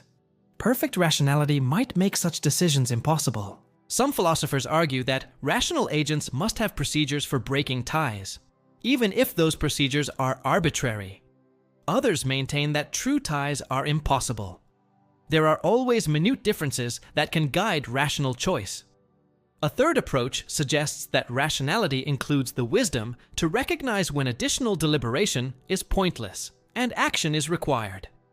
The paradox reveals tensions between different conceptions of rationality and the practical need for decision-making under uncertainty. When you face choices between equally good options, what makes your decision rational rather than arbitrary? The paradox of infinite ethics. Welcome to level 42 of 100 paradoxes. If the universe is infinite, then it contains infinitely many people. Some of these people are living wonderful lives, while others are suffering terribly.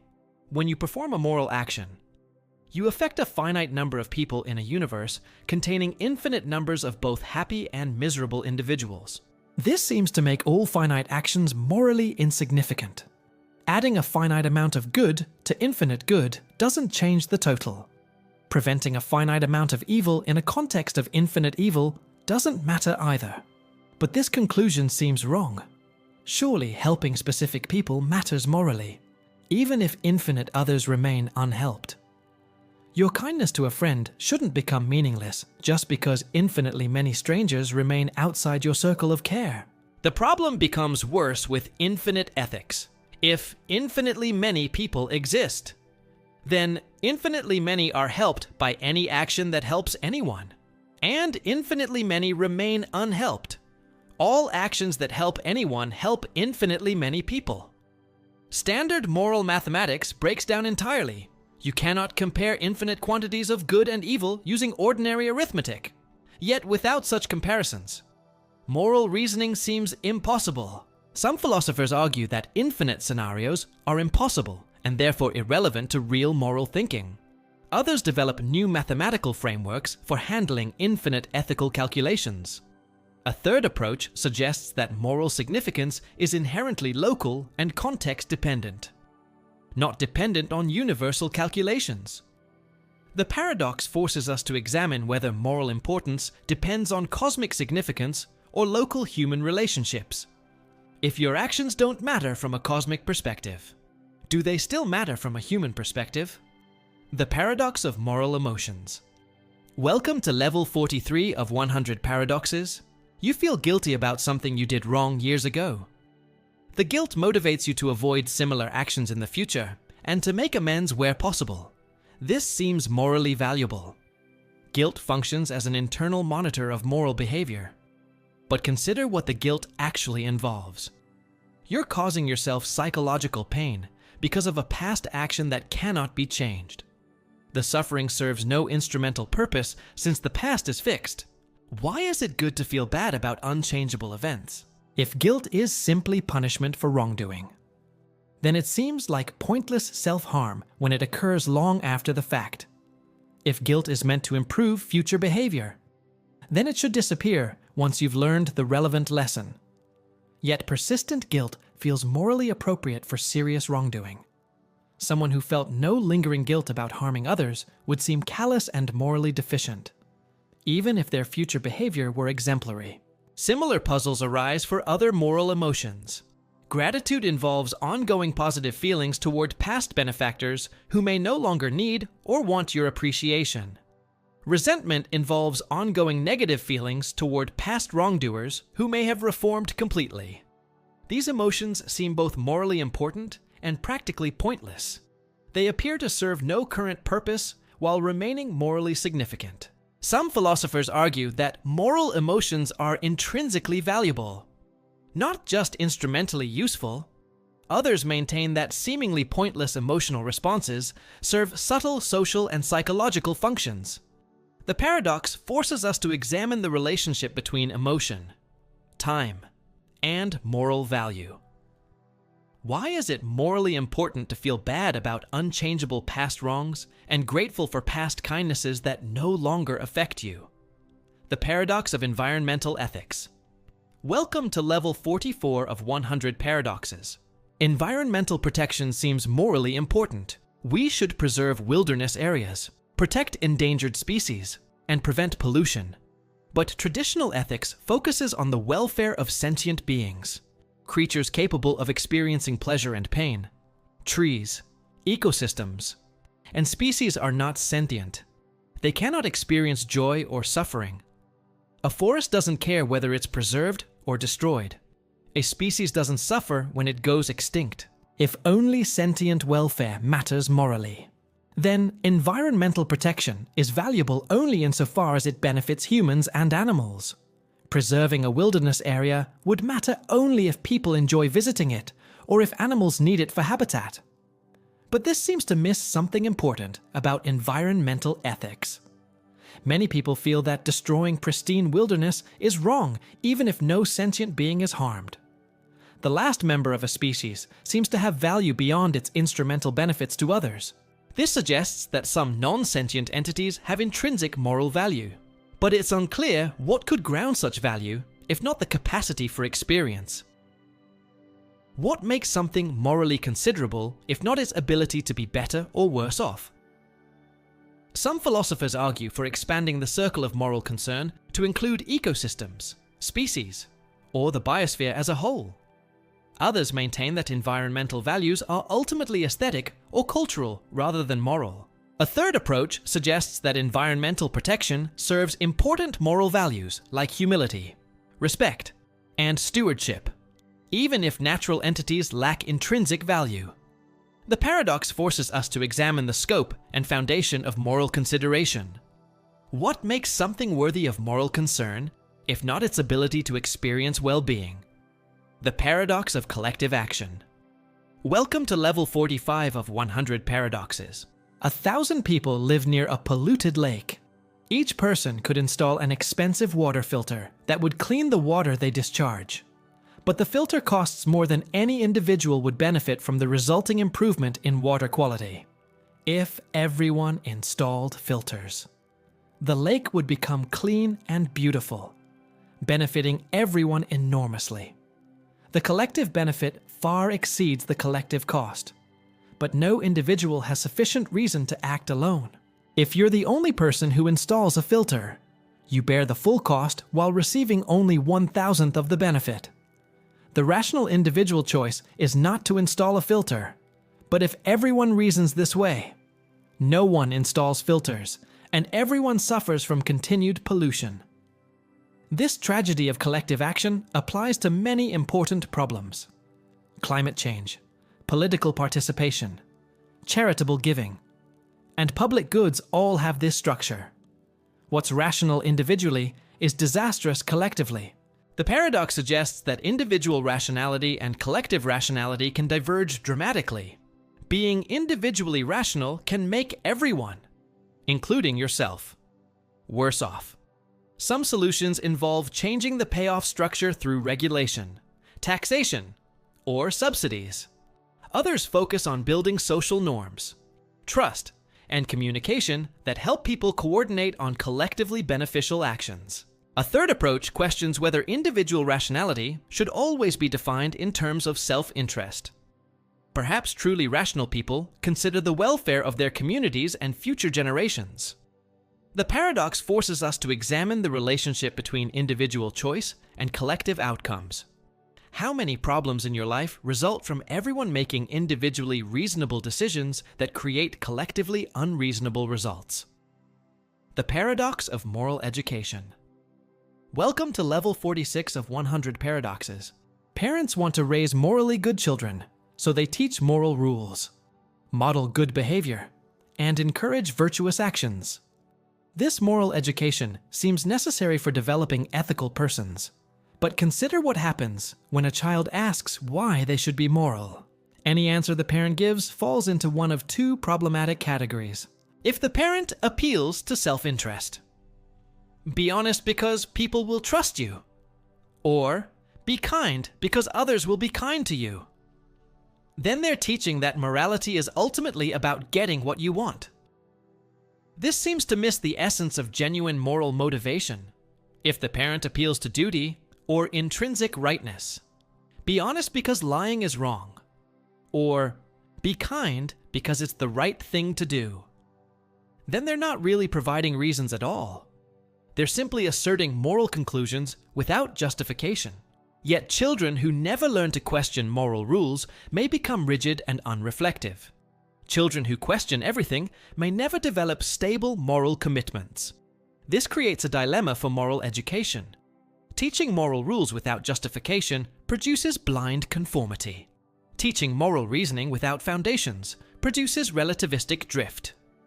Teaching self-interested reasons for morality undermines genuine moral motivation. Some philosophers argue that moral education must begin with habits and intuitions that are later subjected to rational reflection. Others maintain that authentic moral development requires starting with rational foundations.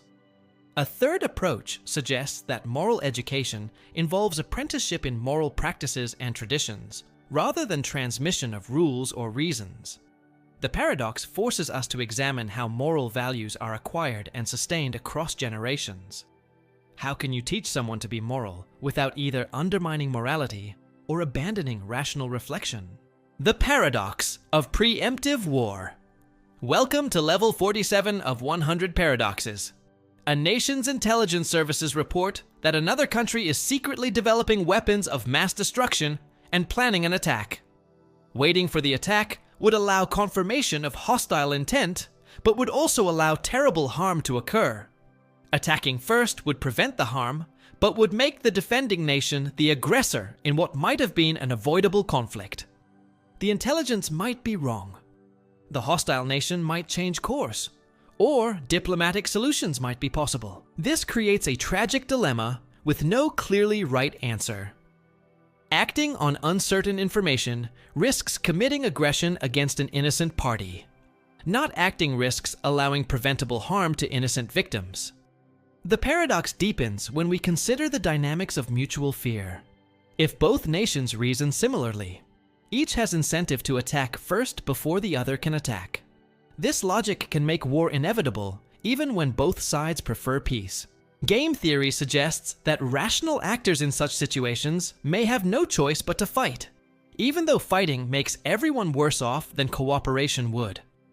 Some philosophers argue for strict prohibitions against preemptive war, accepting that some preventable harms will occur. Others maintain that preemption can be justified when threats are sufficiently credible and severe. A third approach focuses on building institutions and norms that reduce uncertainty and provide alternatives to military action. The paradox reveals how fear and uncertainty can make even peaceful nations choose war, and how rational calculation can produce irrational outcomes. When facing threats that might be real but cannot be proven, how do you balance precaution against aggression? The paradox of moral luck in creation.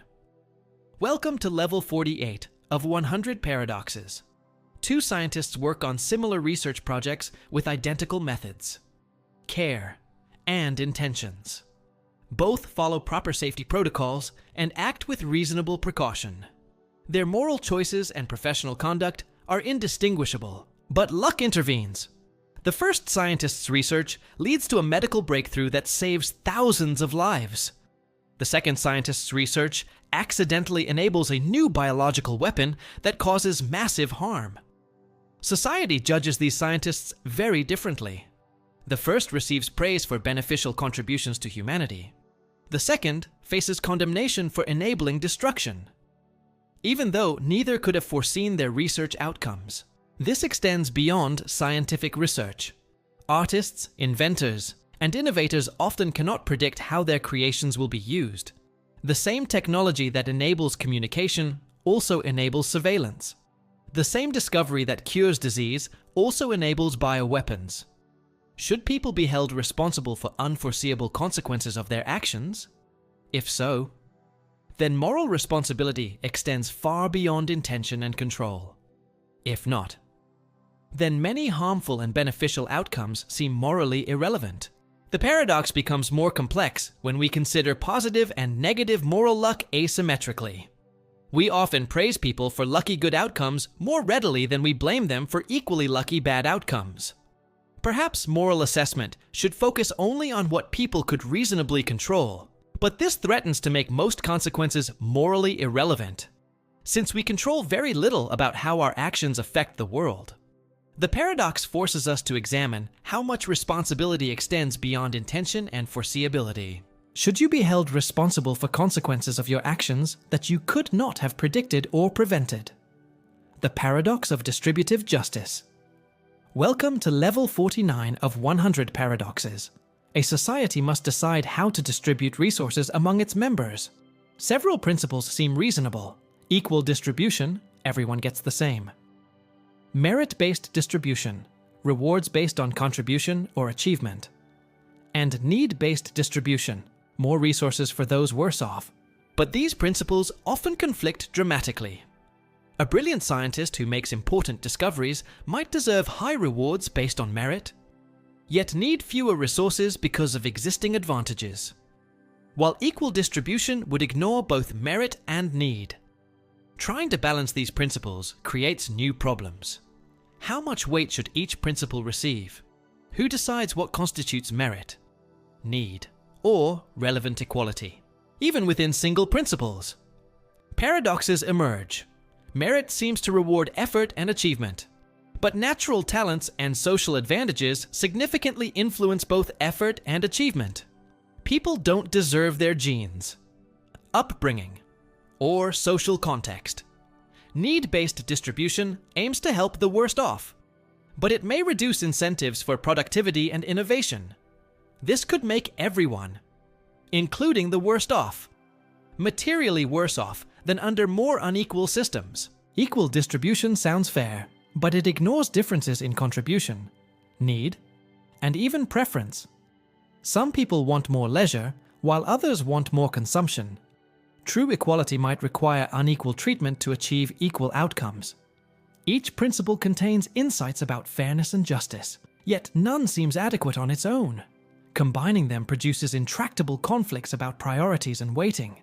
The paradox suggests that distributive justice might have no single correct answer, or that our concepts of fairness are fundamentally incompatible, when different people deserve different amounts for different reasons.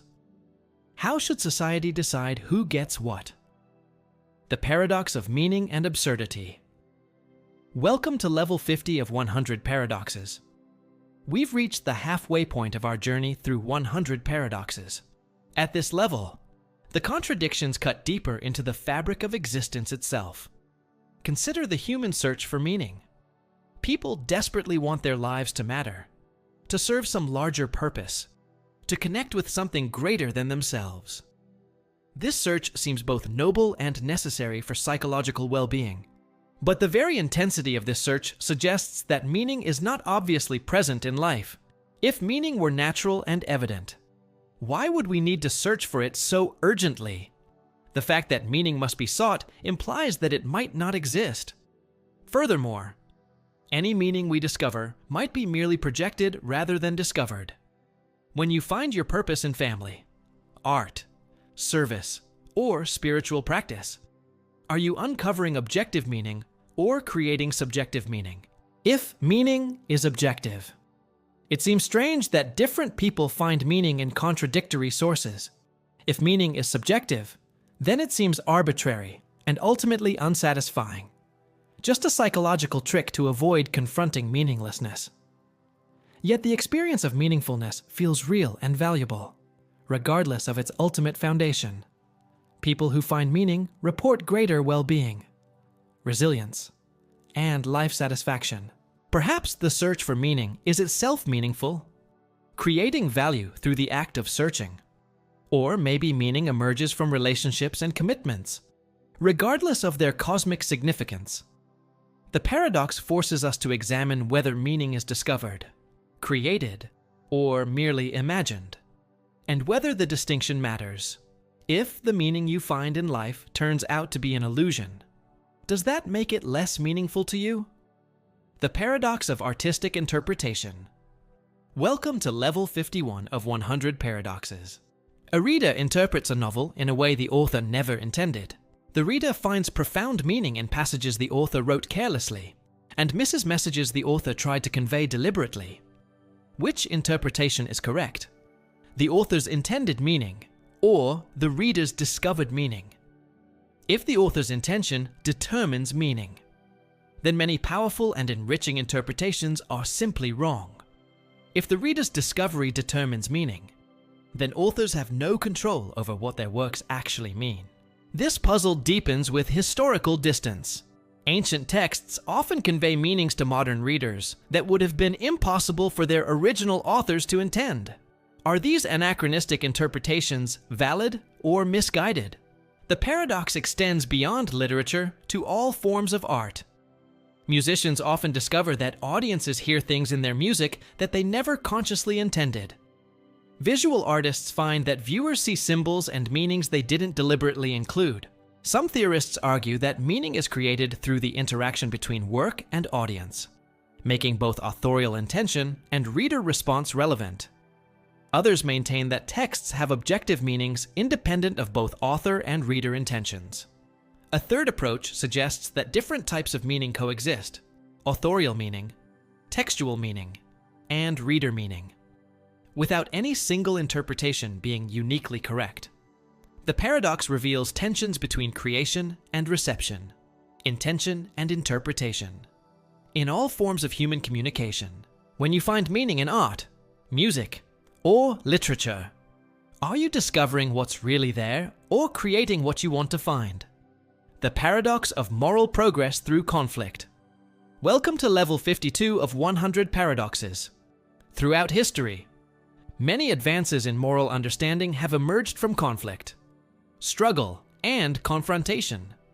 The abolition of slavery, women's suffrage, civil rights, and labor protections all required sustained conflict against existing power structures.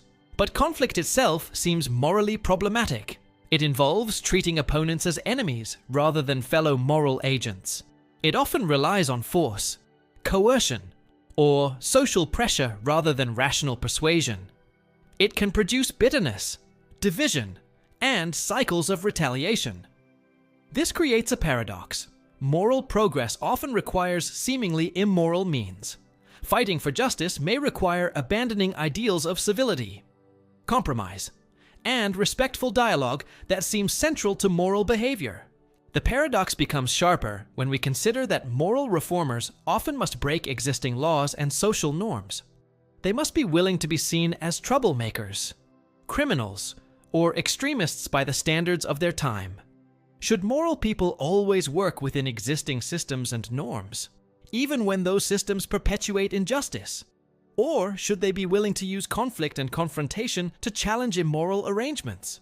Some philosophers argue that conflict can be morally necessary when other approaches have failed and serious injustices persist.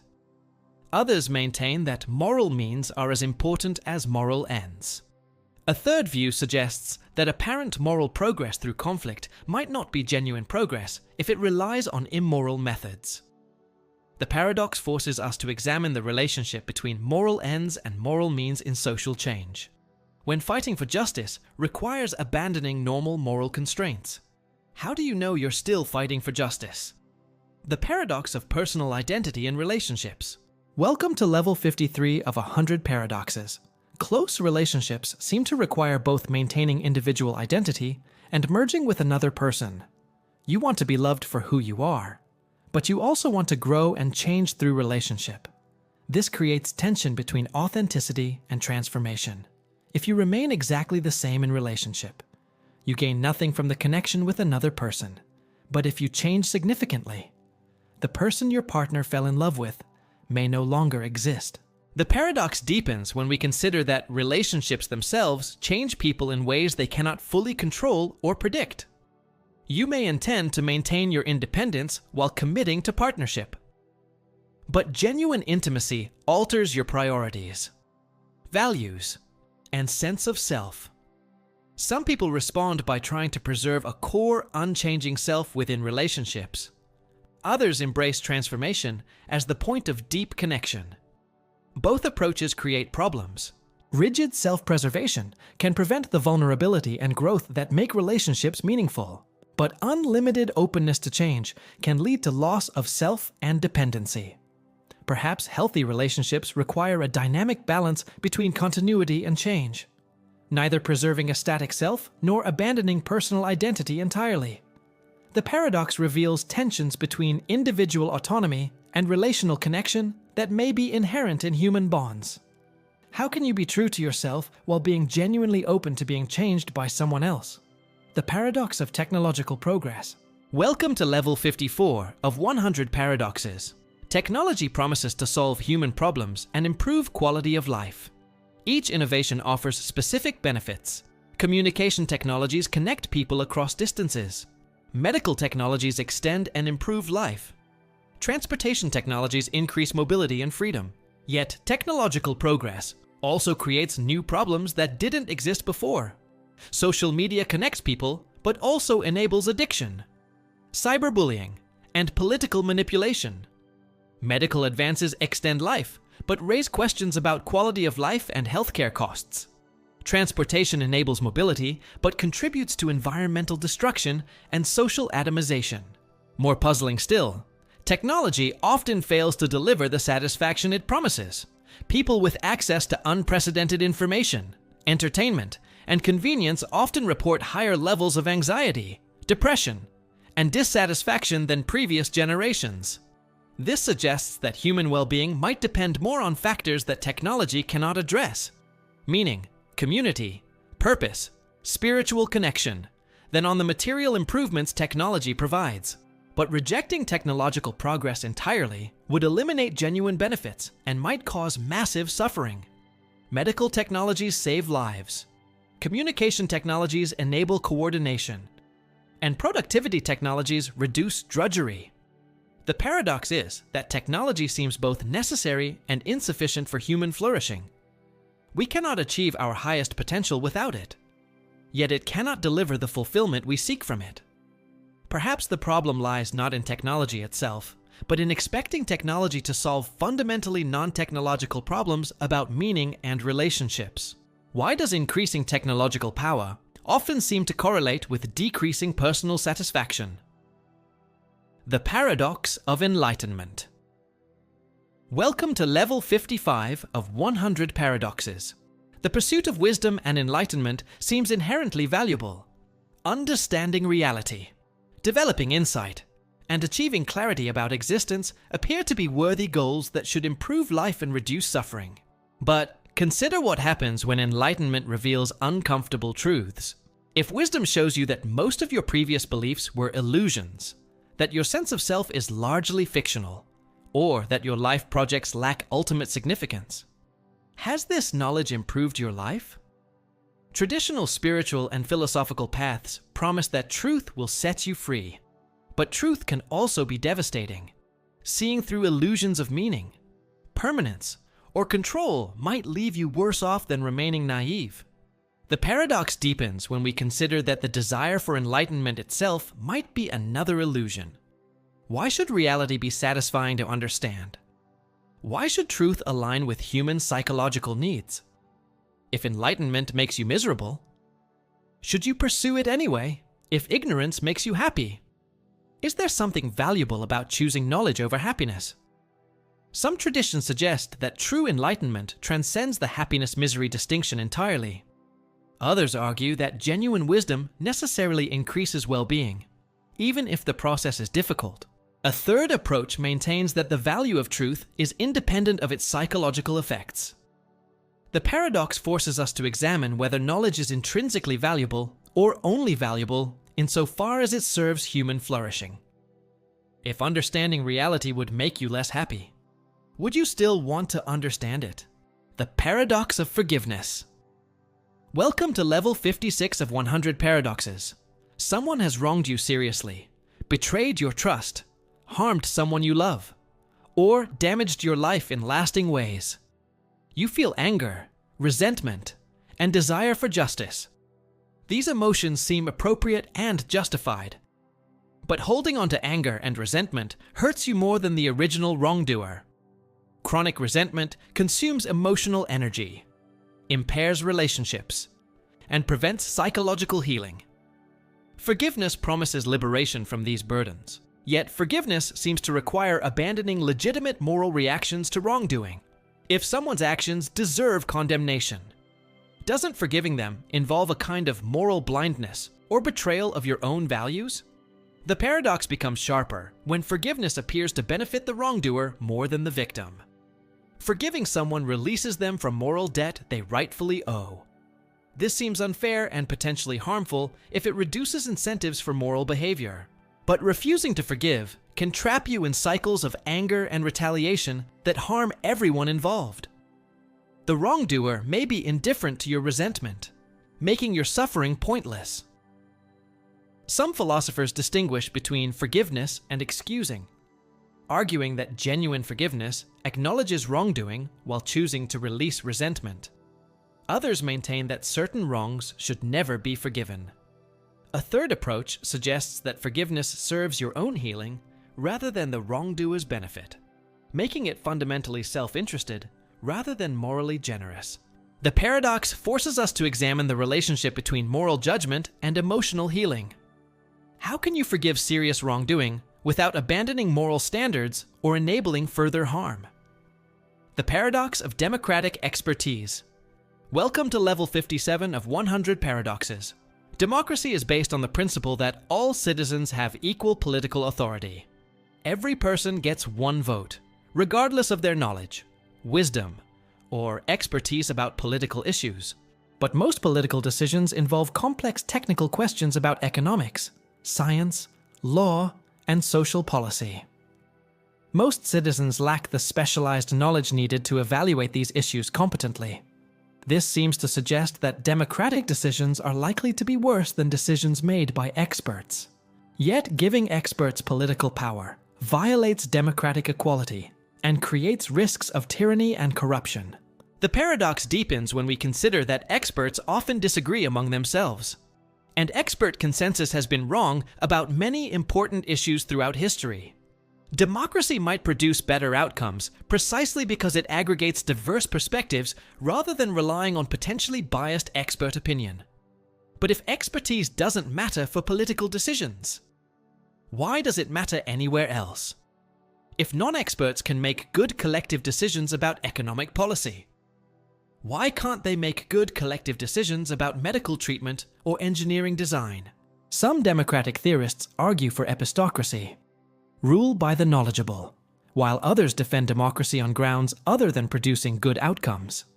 Still others seek institutional reforms that combine democratic participation with expert input. The paradox forces us to examine the relationship between political equality, expert knowledge, and good governance. Should people have equal political power, even when they have vastly unequal political knowledge? The paradox of moral intuition. Welcome to level 58 of 100 paradoxes. When facing moral dilemmas. People often rely on intuitive judgments about right and wrong. These moral intuitions feel immediate, certain, and authoritative. They seem to provide direct access to moral truth. But moral intuitions are unreliable, inconsistent, and culturally variable. The same person can have conflicting moral intuitions about similar cases. Different people have contradictory moral intuitions about identical situations. If moral intuitions are unreliable, then we need reasoning and argument to determine what's right. But moral reasoning seems to require some starting points, basic moral premises or values that cannot themselves be proven. These starting points appear to come from moral intuition. If you don't intuitively care about reducing suffering, preventing harm, or respecting autonomy, no amount of argument can prove that you should. This creates a circle. Moral reasoning depends on moral intuition. But moral intuition is too unreliable to serve as foundation for moral reasoning. Some philosophers argue that moral intuitions, while imperfect, provide the only available starting point for moral reflection. Others maintain that moral reasoning can proceed without intuitive foundations through pure logic or social agreement. A third approach suggests that moral intuitions evolved to solve social cooperation problems and should be trusted within their proper domain, but not beyond it. The paradox reveals tensions between immediate moral feelings and reflective moral judgment. if your moral intuitions conflict with your moral reasoning. Which should you trust? The paradox of authentic living. Welcome to level 59 of 100 paradoxes.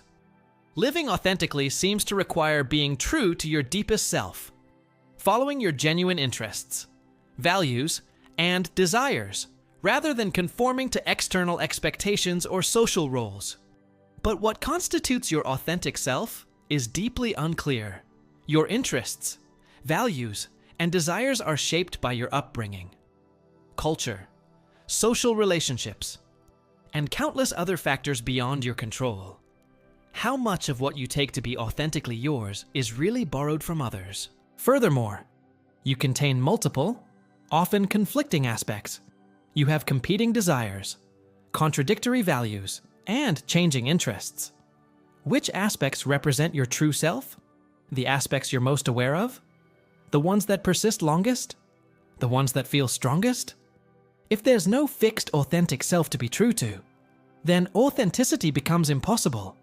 But if there is such a self, it seems to require ignoring or suppressing other genuine parts of who you are. The paradox becomes practical when authentic living requires choosing between conflicting authentic impulses.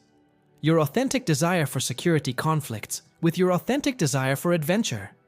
Your authentic compassion conflicts with your authentic need for self-preservation. Perhaps authenticity involves accepting and integrating contradictions rather than identifying a single true self. Or maybe authenticity lies in the process of choosing among possibilities rather than discovering pre-existing essence. The paradox forces us to examine what makes a life genuinely your own, rather than merely socially acceptable. If all aspects of yourself are socially influenced, what makes any choice more authentic than another? The paradox of consciousness. Welcome to level 60 of 100 paradoxes. You are directly and immediately aware of your own conscious experience. You know what it's like to see colors, feel emotions, and think thoughts. This knowledge seems absolutely certain and undeniable. Yet, consciousness is also the most mysterious phenomenon in the universe. No one can explain how physical processes in the brain give rise to subjective experience. The hard problem of consciousness. Why there is something it's like to be you remains completely unsolved. This creates a paradox. The thing you know most intimately is also the thing you understand least theoretically. You have perfect access to consciousness from the inside, but no scientific explanation of consciousness from the outside. The problem becomes sharper when you try to study consciousness scientifically.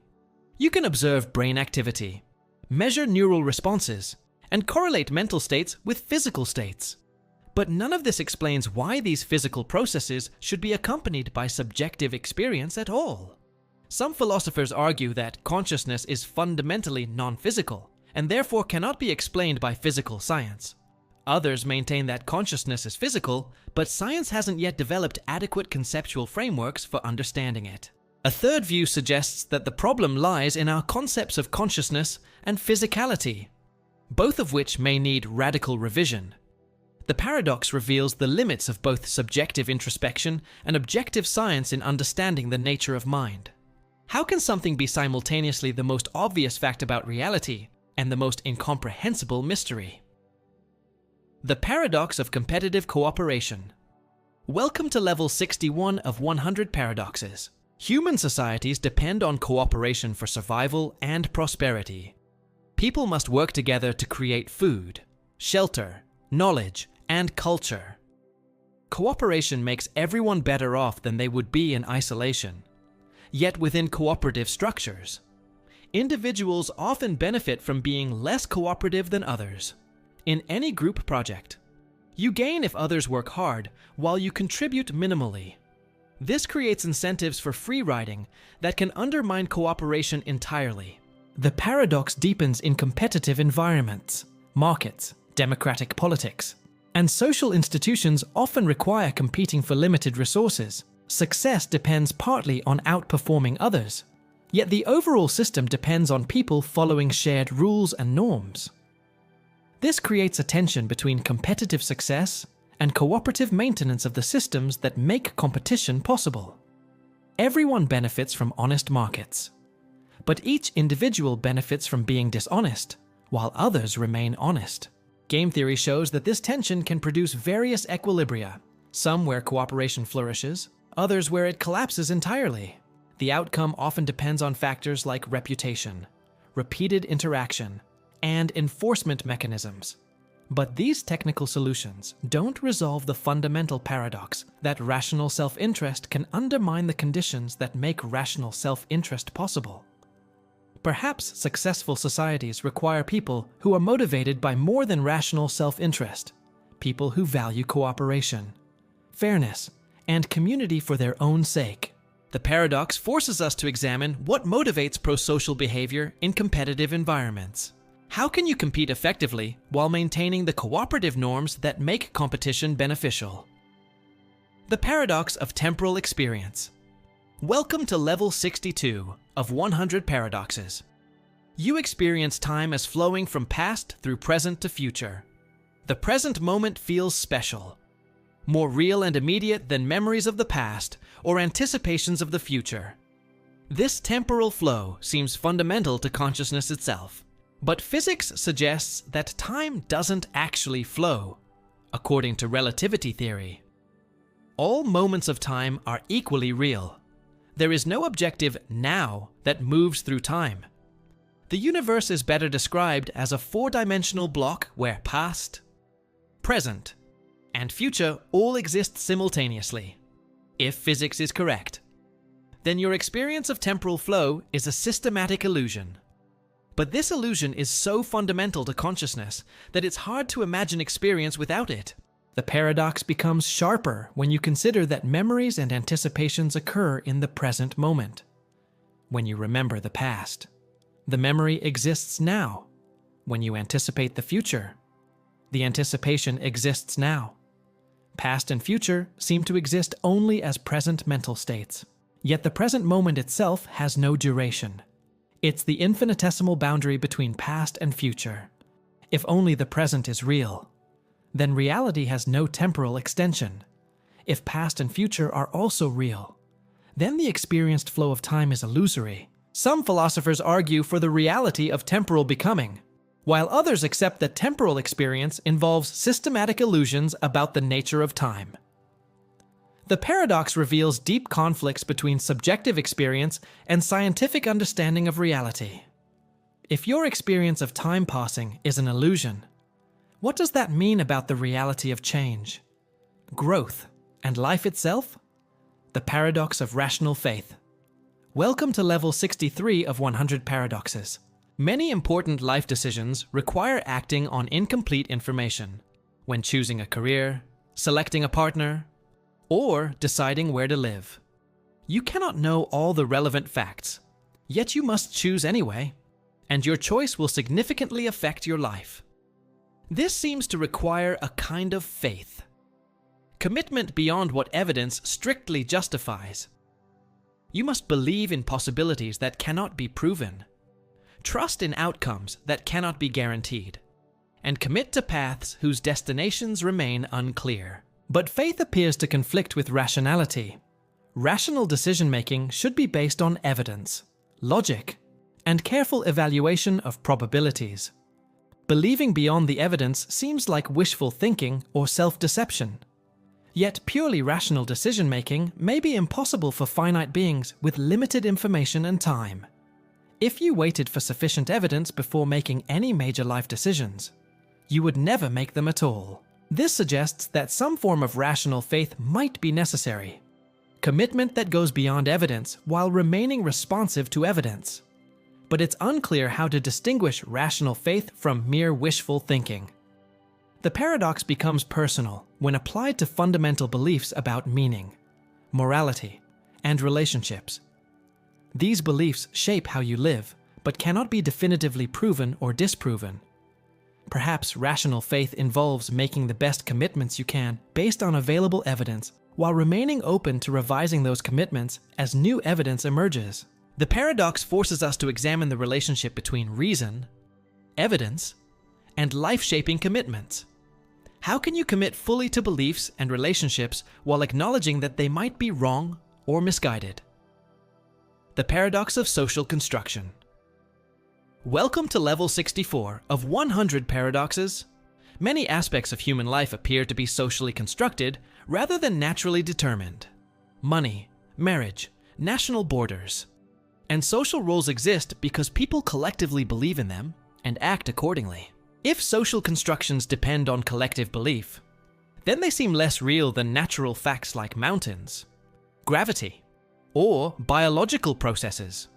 Social reality appears fragile and arbitrary compared to physical reality. Yet social constructions often have more immediate impact on human life than natural facts do. The social construction of race affects people's opportunities, relationships, and experiences more directly than most biological facts. The social construction of money shapes behavior more powerfully than most physical laws. This suggests that social constructions, while dependent on belief, can become as real and constraining as any natural fact. Once established, they create their own causal powers and resist individual attempts to ignore or change them. The paradox deepens when we consider that our understanding of natural facts is itself socially mediated. Scientific knowledge, categories of thought, and ways of perceiving reality are all shaped by social and cultural factors. This raises the possibility that the distinction between natural and social reality is itself a social construction. Perhaps everything humans can know or experience is mediated by social and cultural factors. But if everything is socially constructed, then the claim that everything is socially constructed is itself just another social construction with no special authority. The paradox forces us to examine the relationship between social belief and objective reality. If social constructions can be as real and powerful as natural facts, what makes anything more or less real than anything else? The paradox of existential choice. Welcome to level 65 of 100 paradoxes. Existentialist philosophy suggests that humans are condemned to be free, forced to make choices about how to live without any predetermined essence or nature to guide them. You must choose your values, create your identity, and define your purpose. This radical freedom seems liberating. You are not trapped by biology, social roles, or external authorities. You can become whatever you choose to become and live according to whatever values you choose to embrace. But radical freedom is also terrifying and potentially paralyzing. If there are no objective guidelines for how to live, then any choice is as good as any other. This can lead to anxiety, despair, or nihilistic indifference. Moreover, the very act of choosing seems to require some criteria for choice. But if you must choose your criteria, what guides that choice? The regress seems infinite. You need values to choose values, principles to choose principles. Even if you embrace this radical freedom, your choices are constrained by circumstances, biology, psychology, and social context that you did not choose. Your free choice of identity may be determined by factors completely outside your control. Perhaps the experience of freedom is itself determined by prior causes, making existential choice an illusion. Or perhaps determinism is compatible with meaningful choice, making the dilemma artificial. The paradox forces us to examine what human freedom could mean in a causally determined universe. If you are free to choose who you are, what determines how you use that freedom? The paradox of knowledge and wisdom. Welcome to level 66 of 100 paradoxes. The accumulation of knowledge appears to be unquestionably good.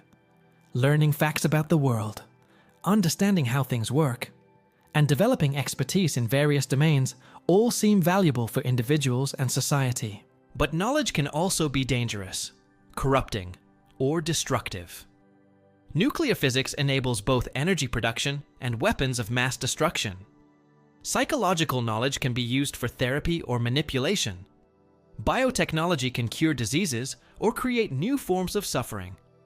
This suggests that knowledge itself is morally neutral, neither good nor bad, but dependent on how it's used. But this view ignores the ways that knowledge changes the knower, not just their capabilities. Learning certain facts can destroy innocence, undermine faith, or reveal uncomfortable truths about human nature and social reality.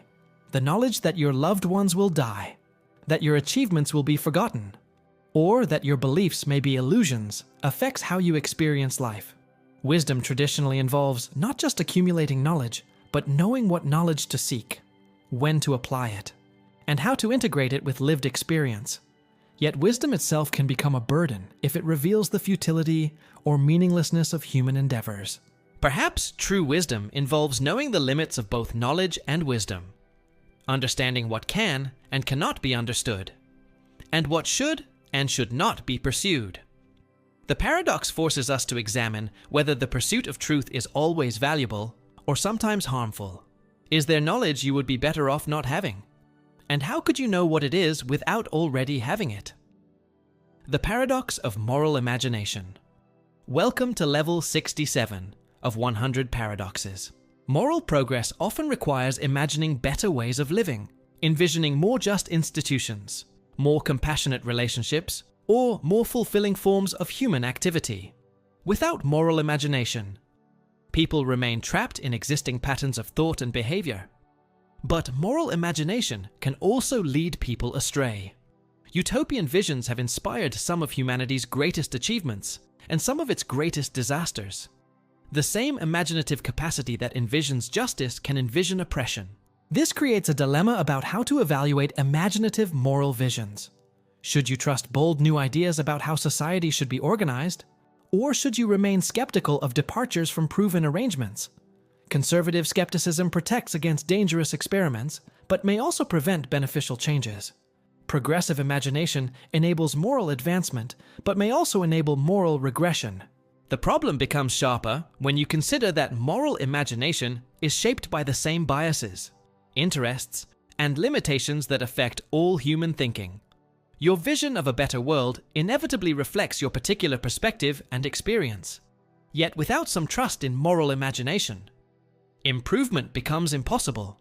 Even small reforms require imagining that things could be different and better. Perhaps wisdom involves calibrating confidence in imaginative moral visions based on their scope, their departure from experience, and their proponents' track record and motivations.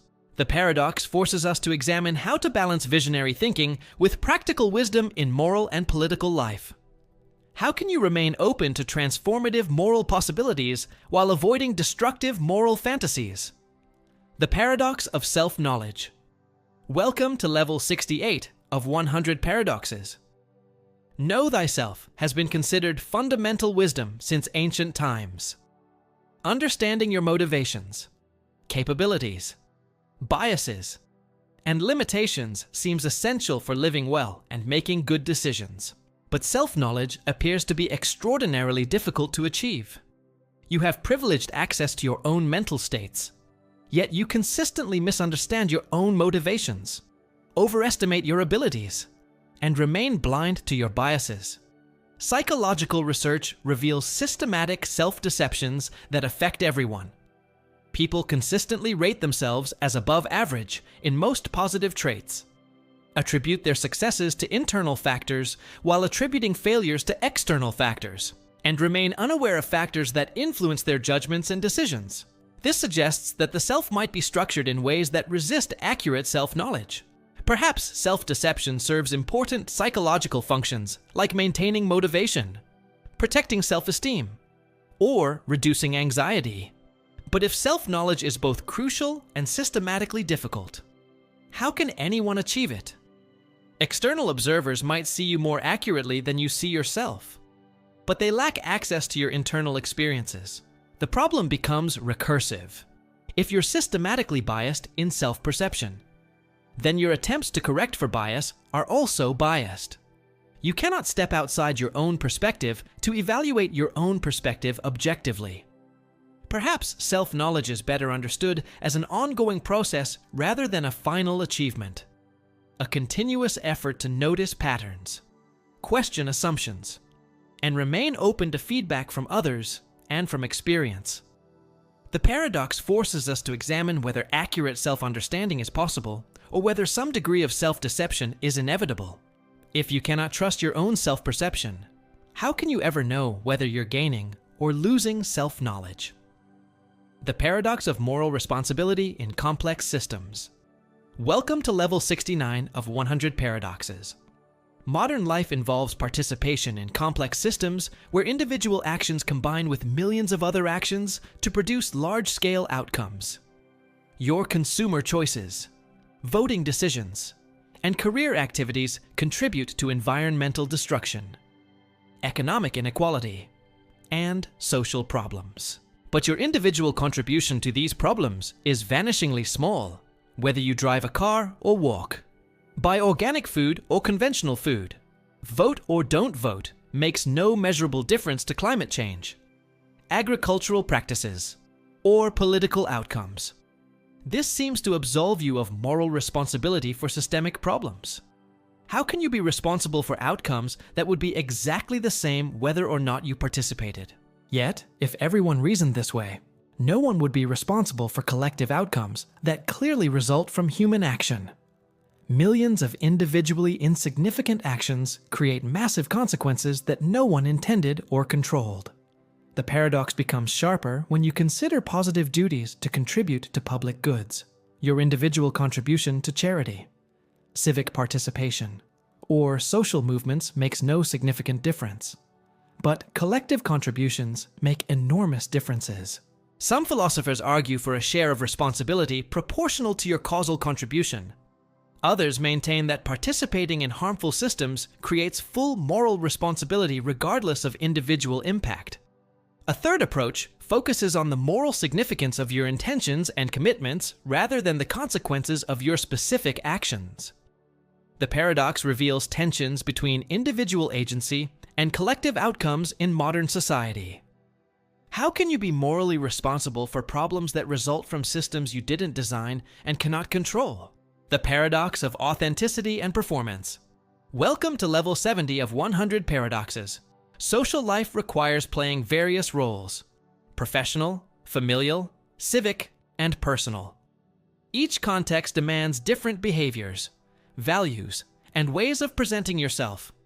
This social performance seems necessary for functioning in complex societies, but authenticity appears to require being the same genuine self across all contexts. If you act differently in different situations, which version is the real you? The professional persona, the family member, the friend, or the private individual? Some argue that all social behavior is performance, making authenticity impossible. Others maintain that authenticity involves choosing which roles to embrace and how to perform them consistently with your deeper values. But this raises new puzzles. If you can choose your roles, what determines which choices are authentically yours? If all behavior is performance, what makes any performance more authentic than another? The paradox deepens when you consider that audiences partly determine how roles can be performed. Your authentic self-expression is constrained by others' expectations, reactions, and interpretations. Perhaps authenticity involves integrating multiple roles rather than finding a single true self. Or maybe it requires accepting that identity is fundamentally multiple and contextual rather than unified and essential. The tension between authenticity and performance becomes acute in intimate relationships, where you want to be genuinely known while also presenting your best self. The paradox forces us to examine what it means to be genuine in a world that requires social performance. If all your social interactions involve some degree of performance, can any of them be completely authentic? The paradox of moral knowledge. Welcome to level 71 of 100 paradoxes. If objective moral facts exist, then moral knowledge should be possible. People should be able to learn what's right and wrong through investigation, reasoning, and experience. Moral education and moral progress should be achievable. But moral knowledge seems different from other forms of knowledge. Scientific knowledge advances through empirical testing and theoretical refinement. Mathematical knowledge builds on logical proof and systematic exploration. Moral knowledge shows no comparable progress or convergence. Thoughtful people continue to disagree fundamentally about basic moral questions. Each generation faces the same ethical dilemmas without clear advancement in understanding. Moral experts disagree more than scientific experts do. This persistent disagreement suggests either that moral facts don't exist, or that moral knowledge is impossible for human beings to achieve. But both conclusions seem problematic. If moral facts don't exist, then moral argument becomes pointless, and moral criticism loses its force. If moral knowledge is impossible, then moral education and moral reform become futile enterprises. Yet people do seem to make moral progress in their personal lives and in their societies. Individuals develop moral sensitivity through experience, and societies sometimes eliminate practices they come to recognize as wrong. Perhaps moral knowledge is possible, but extremely difficult to achieve. Or perhaps it requires different methods than scientific or mathematical knowledge. The paradox forces us to examine what kind of truth moral beliefs could have, and how such truth could be discovered. If moral knowledge were possible, what would it look like? And how would you know you had achieved it? The paradox of contingent identity. Welcome to level 72 of 100 paradoxes. Your identity seems both essential and accidental. Essential because you cannot imagine being fundamentally different and still being you. Accidental because countless factors beyond your control determined who you became. If your parents had never met, you would never have existed. If they had conceived you a month earlier or later, you would be a genetically different person. If you had been born in a different culture or historical period, your beliefs, values, and personality would be radically different. This suggests that your identity is contingent on factors you neither chose nor control. Yet your identity also feels necessary and inevitable. You experience your beliefs and values as flowing from who you essentially are, not as arbitrary products of circumstance. The paradox becomes sharper when you consider counterfactual versions of yourself. Could the person who would have existed if your parents had different genes or made different choices still be you in any meaningful sense? If identity is determined by psychological continuity, then the answer seems to be no. If identity is determined by physical continuity, then the answer might still be no if genetic differences were significant enough. But if small changes in circumstances would have produced a completely different person, then your identity seems frighteningly arbitrary. You are who you are by cosmic accident, not by any deeper necessity. Perhaps the feeling that your identity is necessary and inevitable is itself a psychological illusion created by the inability to imagine coherent alternatives to who you actually are. The paradox forces us to examine whether personal identity has any stable foundation or is simply the product of contingent historical forces. If everything about who you are could have been different, is there anything that makes you essentially you? The paradox of practical reason. Welcome to level 73 of 100 paradoxes. Practical reason aims to determine what you should do in particular situations. It should integrate your values, assess consequences, and guide action. This seems both possible and necessary for rational living. But practical reason faces systematic obstacles that may make it impossible to achieve. Your information is always incomplete. Your time for deliberation is limited. And the consequences of your actions extend far beyond your ability to predict or control. Moreover, the criteria for good practical reasoning are themselves disputed. Should you maximize overall well-being, follow universal moral principles, express authentic values, or pursue rational self-interest? Different approaches often yield contradictory recommendations, even if you could agree on criteria. Applying them requires value judgments that may not have rational foundations. How much should you weigh present versus future consequences? How should you compare different types of values, like freedom, security, and achievement? Perhaps most puzzling, practical reason seems to require motivation to be effective, but motivation appears to come from emotions, desires, and commitments that are not themselves products of reasoning. This creates circularity. Practical reason needs non-rational motivations to function, but those motivations determine what practical reason will recommend. Some philosophers argue that practical reason is more modest than often supposed. It can help you pursue your goals more effectively, but cannot determine what your ultimate goals should be.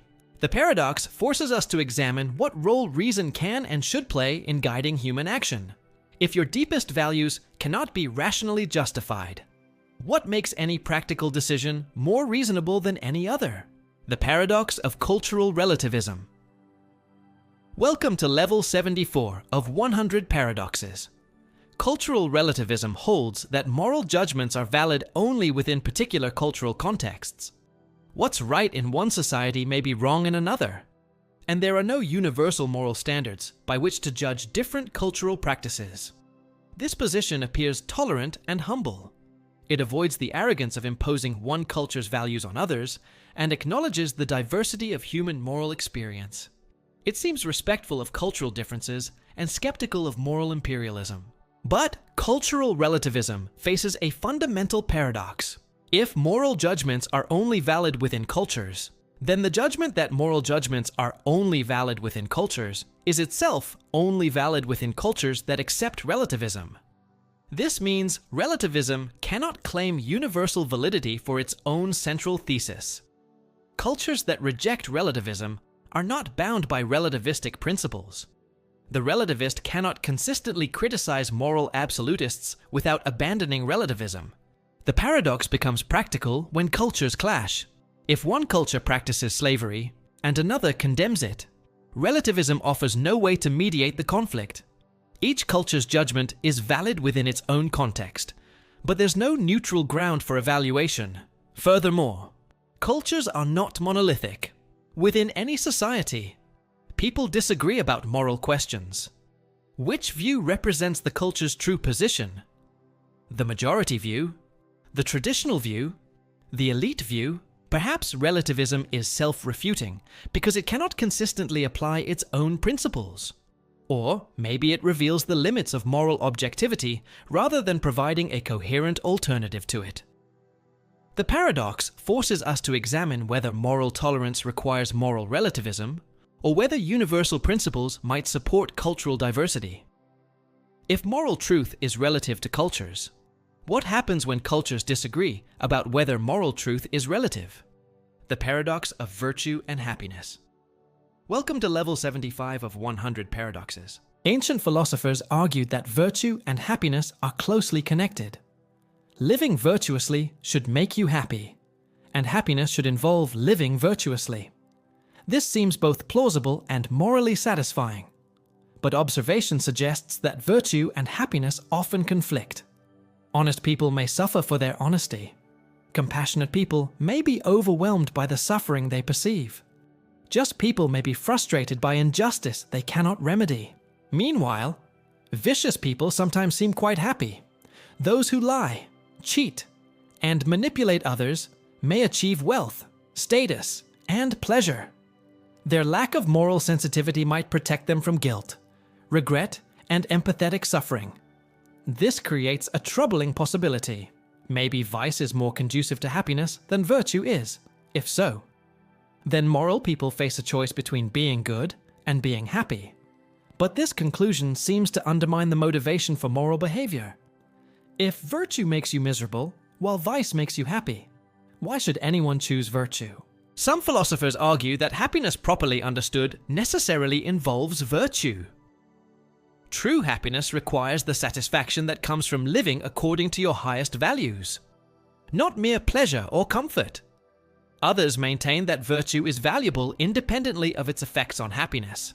Moral behavior is worthwhile even if it causes suffering.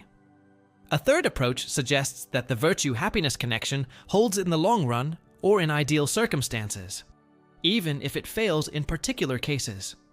The paradox forces us to examine the relationship between moral goodness and human flourishing. If living morally made you significantly less happy, would you still have good reasons to be moral? The paradox of rational choice. Welcome to level 76 of 100 paradoxes. Rational choice theory assumes that people make decisions by maximizing expected utility, choosing the option that provides the greatest anticipated benefit given their preferences and beliefs about probability. This seems like a reasonable model of good decision-making. People should consider their options, evaluate likely outcomes, and choose what serves their goals best. But rational choice theory leads to paradoxical results in many situations.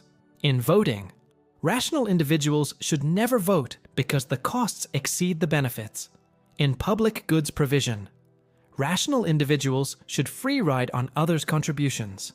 In prisoners' dilemmas, rational individuals should defect even when cooperation would benefit everyone. These results suggest that rational choice is collectively irrational. When everyone acts rationally in the narrow sense, everyone becomes worse off than if they had acted irrationally. The paradox deepens when we consider that rational choice theory may be self-undermining. If people believe the theory and act accordingly, they may create conditions where the theory's predictions fail. Moreover, the theory assumes that preferences are given and stable. But preferences often change through experience and reflection. People may not know what they want until after they choose. Some economists develop more sophisticated models that account for social preferences, bounded rationality, and dynamic choice. Others abandon rational choice as fundamentally flawed.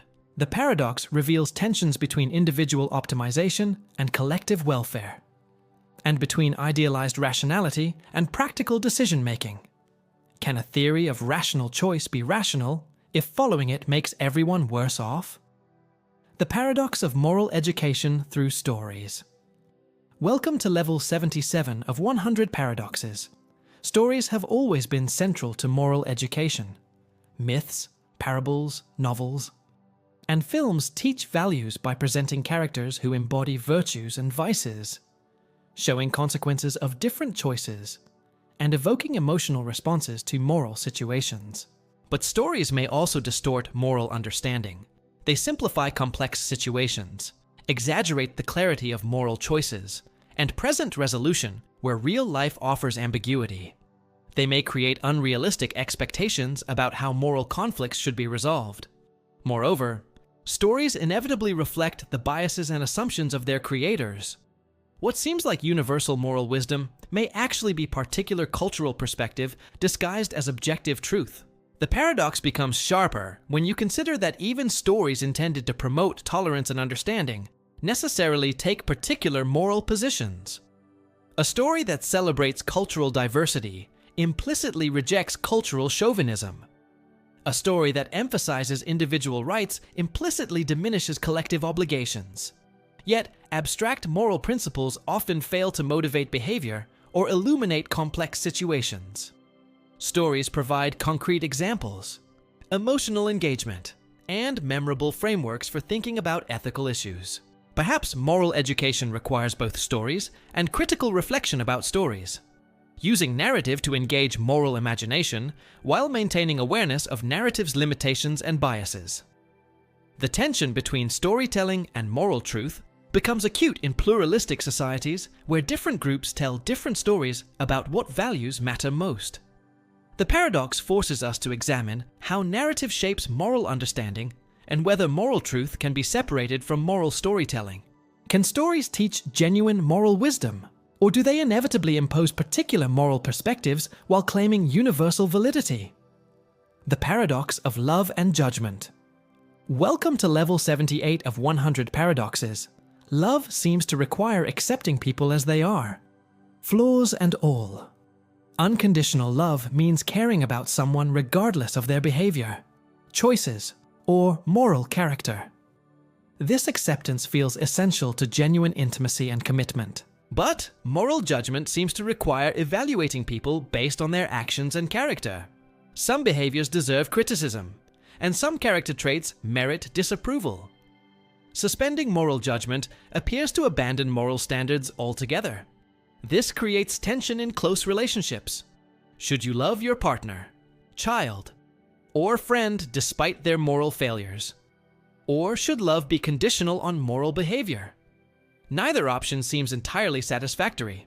Unconditional love may enable harmful behavior by removing moral accountability. If people know they will be loved regardless of how they act, they may have less incentive to act well.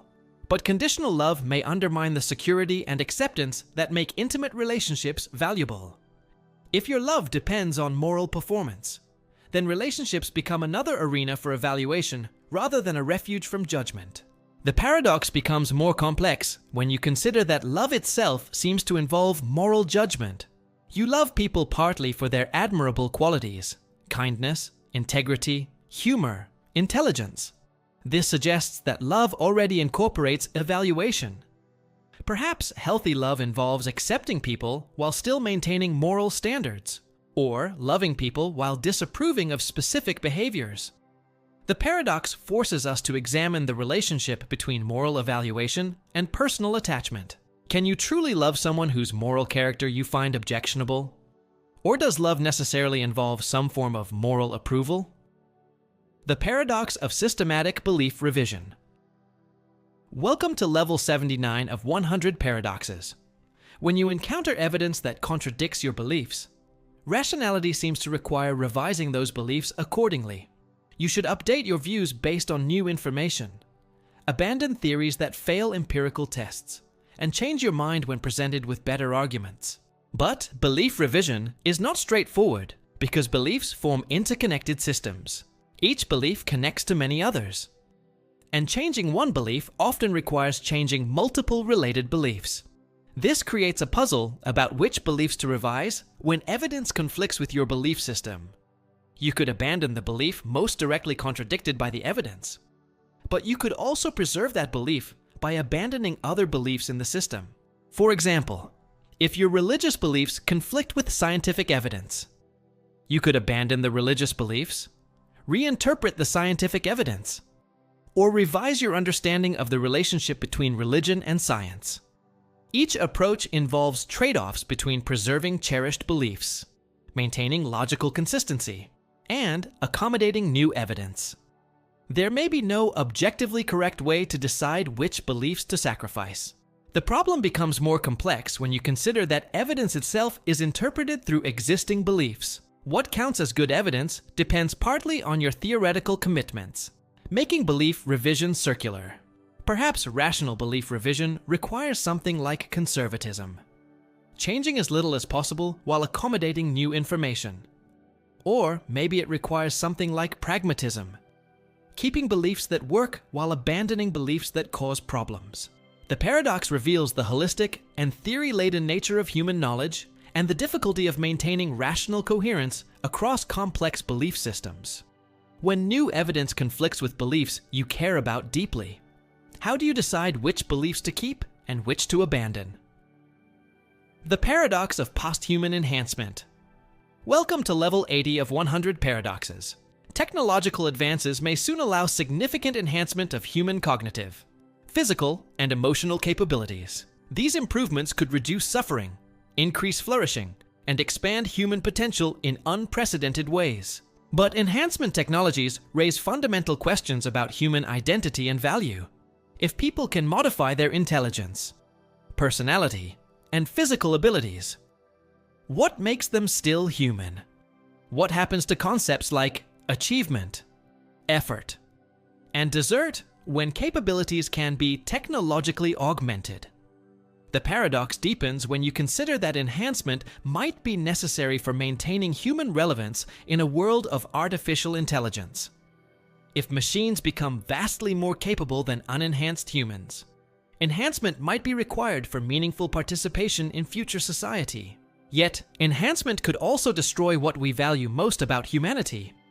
Human limitations create meaning. Struggle provides growth, and imperfection enables compassion. Perfect beings might lose the vulnerabilities that make love, courage, and wisdom valuable. Furthermore, enhancement technologies will likely be expensive and unevenly distributed, potentially creating new forms of inequality more fundamental than any in human history. Enhanced individuals might become a separate species, leaving the unenhanced behind. The choice between enhancement and stagnation seems false, but finding a middle path requires difficult judgments about which human characteristics are worth preserving and which are worth transcending. Perhaps the deepest question is whether enhanced beings would still be the same species making these choices, or whether enhancement necessarily involves becoming something fundamentally different.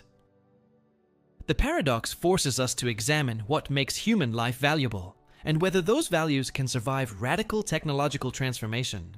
If you could enhance yourself to be smarter, stronger, and happier, but doing so would make you no longer human in any recognizable sense, should you do it? The paradox of infinite regress in justification. Welcome to level 81 of 100 paradoxes. To be rational. Your beliefs should be based on good reasons. Each belief should be supported by evidence, logical argument, or reliable testimony. This seems like a basic requirement for responsible thinking. But this requirement creates an infinite regress problem. Your reasons for believing something must themselves be supported by reasons.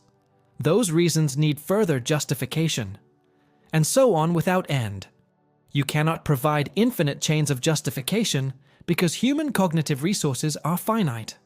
So you must either accept some beliefs without justification, abandoning the demand for reasons, or allow circular justification, allowing beliefs to support themselves indirectly. Both options seem problematic. Accepting unjustified beliefs appears arbitrary and dogmatic. Allowing circular justification seems to permit any belief system, no matter how absurd, as long as it maintains internal consistency. Some philosophers argue for foundationalism. Certain basic beliefs are self-evident or immediately justified and can serve as foundations for other beliefs. Others embrace coherentism. Beliefs are justified by their fit within coherent systems, rather than by foundational support. Still others accept that justification must be pragmatic and contextual rather than absolute and universal. You can provide good enough reasons for practical purposes without achieving complete philosophical certainty.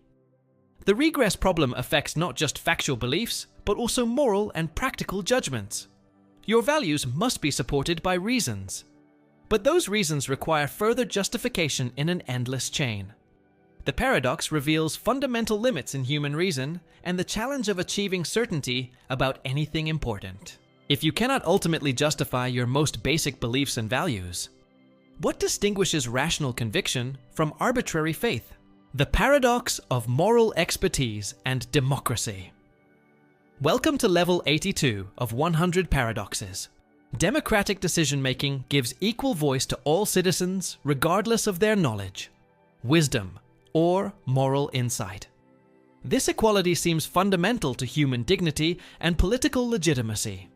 But many moral and political questions involve complex technical issues that most citizens do not understand well. Economic policy, environmental regulation, and social programs require specialized knowledge about their likely effects. If moral expertise exists, then expert judgment about policy questions should be more reliable than popular opinion. Yet giving experts greater political power violates democratic equality and creates risks of technocratic tyranny. The paradox becomes sharper when experts disagree among themselves, or when their recommendations conflict with widely held moral intuitions. Should democratic societies defer to expert consensus when it exists? Or should popular sovereignty trump expertise? Historical experience provides mixed lessons. Expert opinion has sometimes been wrong about important moral and political questions, but popular opinion has also supported policies that experts correctly predicted would cause harm. Perhaps the solution involves institutional design that combines democratic participation with expert input. But any such design must decide how much weight to give each source of judgment. The tension becomes acute in crisis situations where rapid decisions are needed and the stakes are high.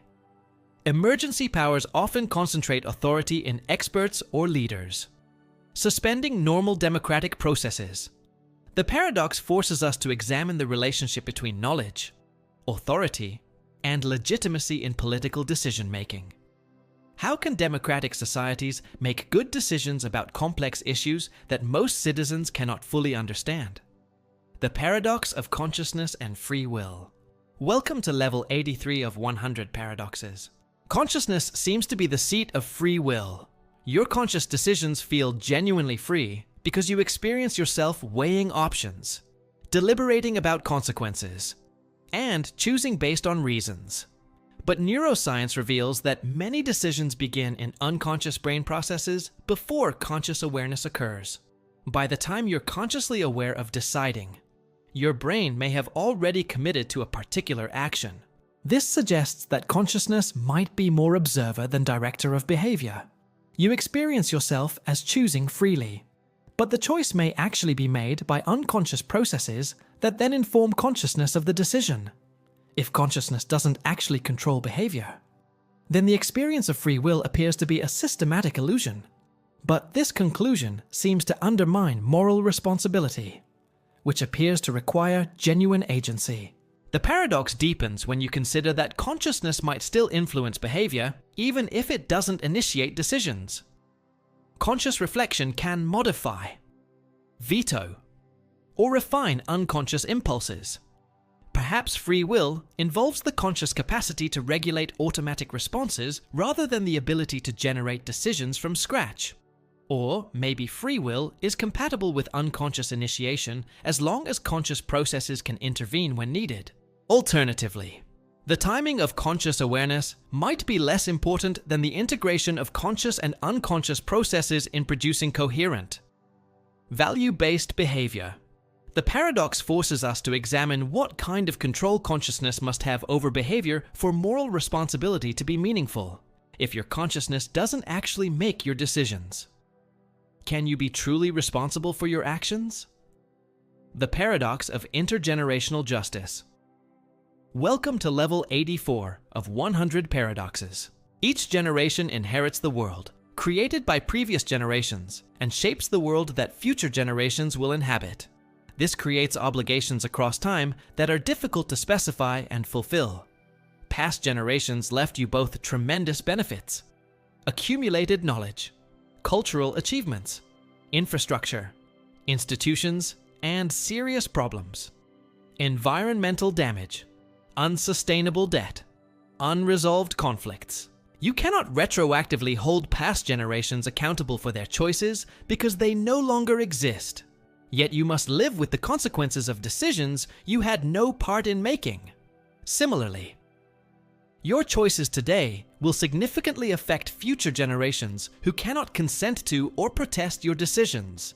You exercise power over people who have no voice in your deliberations. This temporal asymmetry makes intergenerational justice puzzling.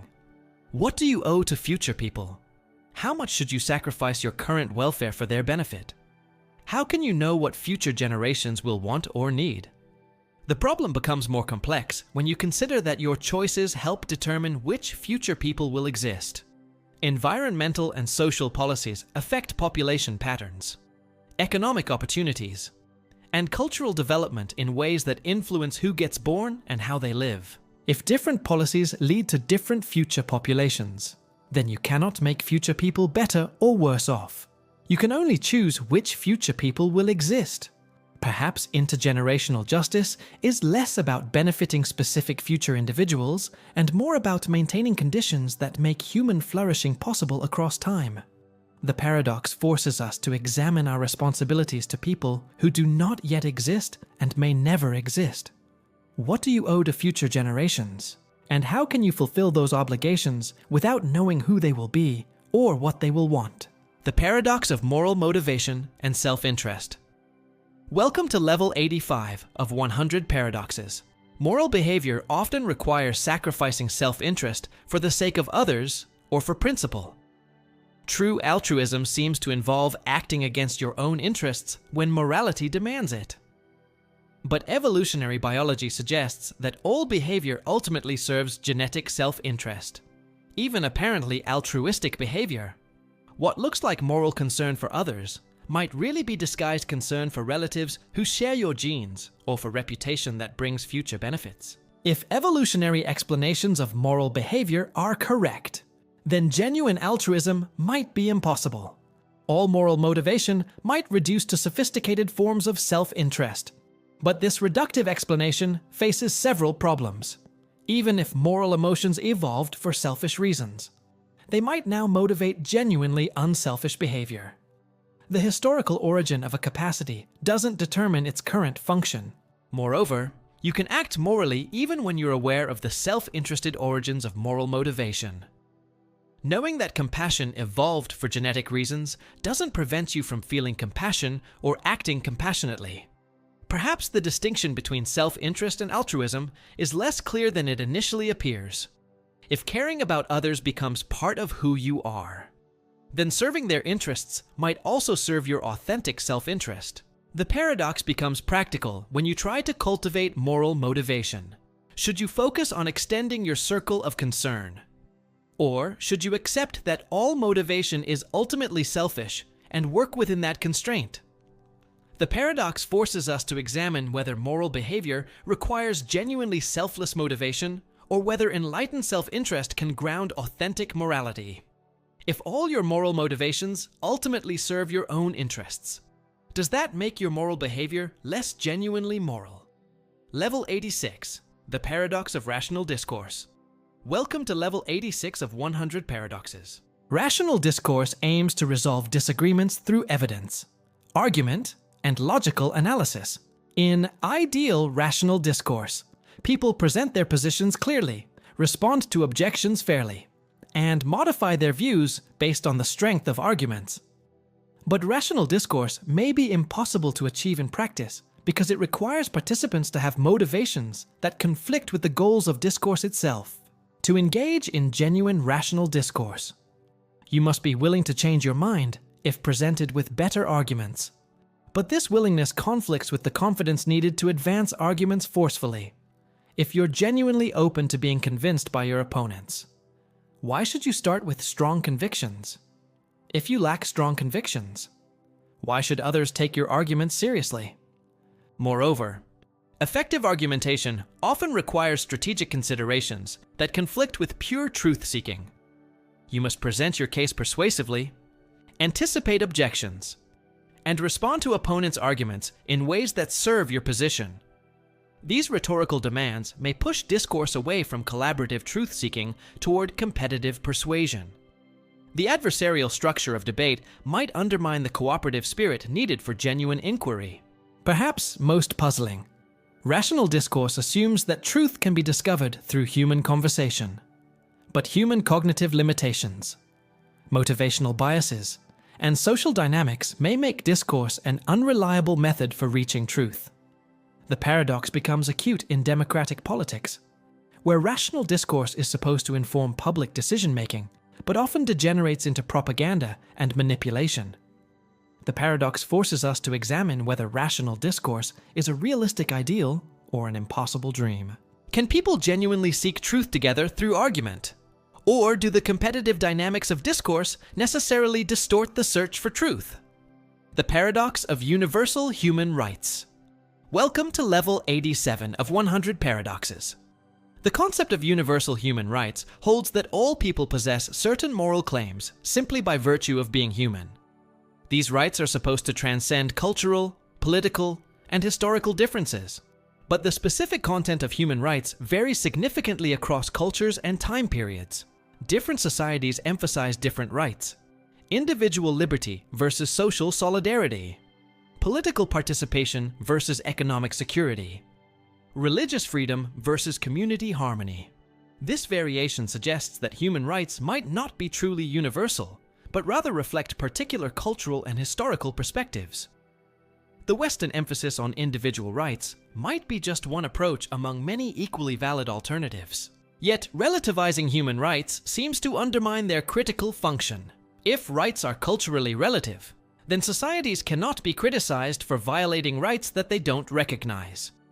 Oppression becomes acceptable as long as it's culturally sanctioned. The paradox deepens when you consider that the concept of universal human rights emerged from specific historical circumstances and continues to be promoted primarily by certain political and cultural groups. Perhaps human rights are best understood as aspirational ideals that help evaluate and improve social practices, rather than as discovered facts about human nature.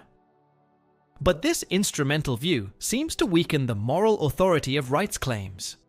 If rights are merely useful fictions rather than moral truths, why should anyone respect them when doing so conflicts with other values?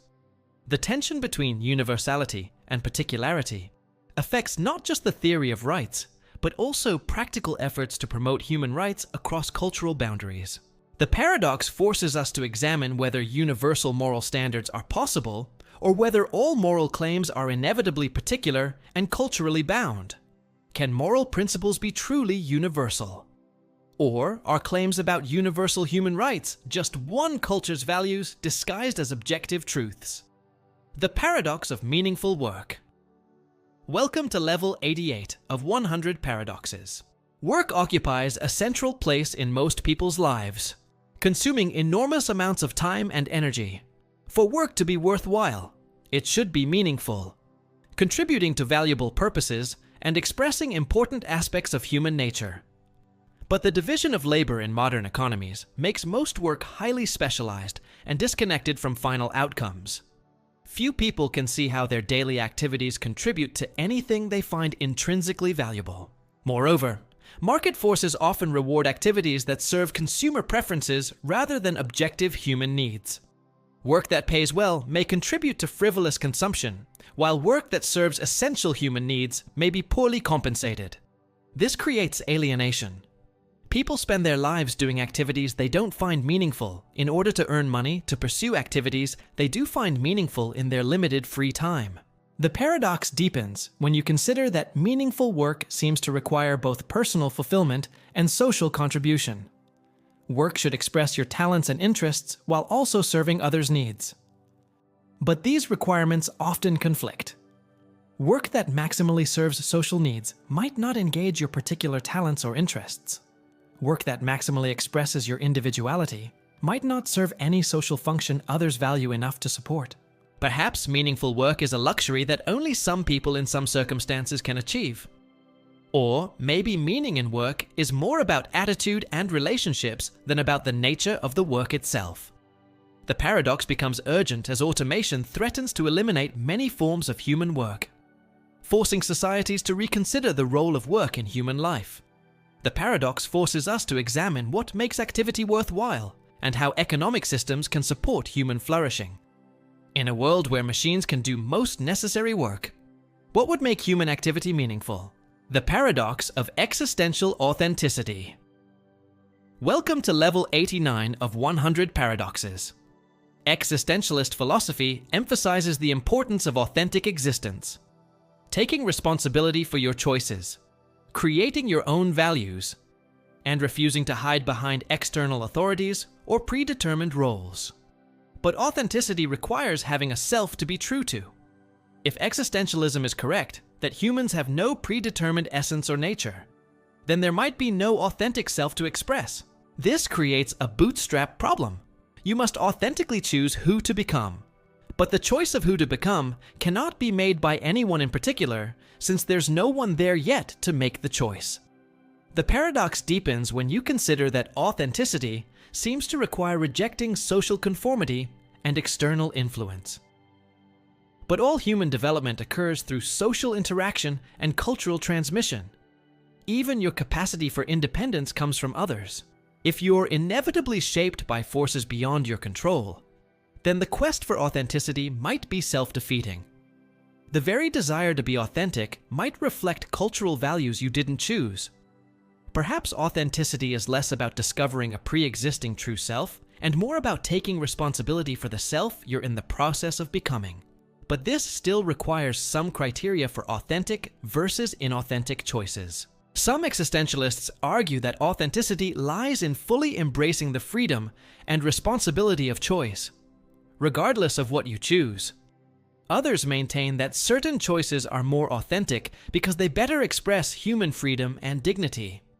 The paradox forces us to examine what authenticity could mean for beings who are fundamentally self-creating. How can you authentically choose who to become when there's no one there yet to make authentic choices? The paradox of moral reality. Welcome to level 90 of 100 paradoxes. We're approaching the deepest paradoxes of human existence. At this level, we confront the most fundamental questions about the nature of moral reality itself. Moral realism holds that moral facts exist independently of human beliefs, emotions, and practices. Some actions are really right or wrong, regardless of what anyone thinks about them. But moral facts seem unlike other facts about reality. Scientific facts can be discovered through empirical investigation. Mathematical facts can be proven through logical demonstration. Moral facts resist both empirical and logical validation. If moral facts exist, they must be accessible to human beings in some way, or else moral knowledge would be impossible. But the methods by which we might access moral facts, intuition, reasoning, cultural transmission, all seem unreliable and culturally variable. This suggests that moral facts might not exist independently of human responses to moral situations. Perhaps moral reality is constructed through human practices, emotions, and agreements rather than discovered through investigation.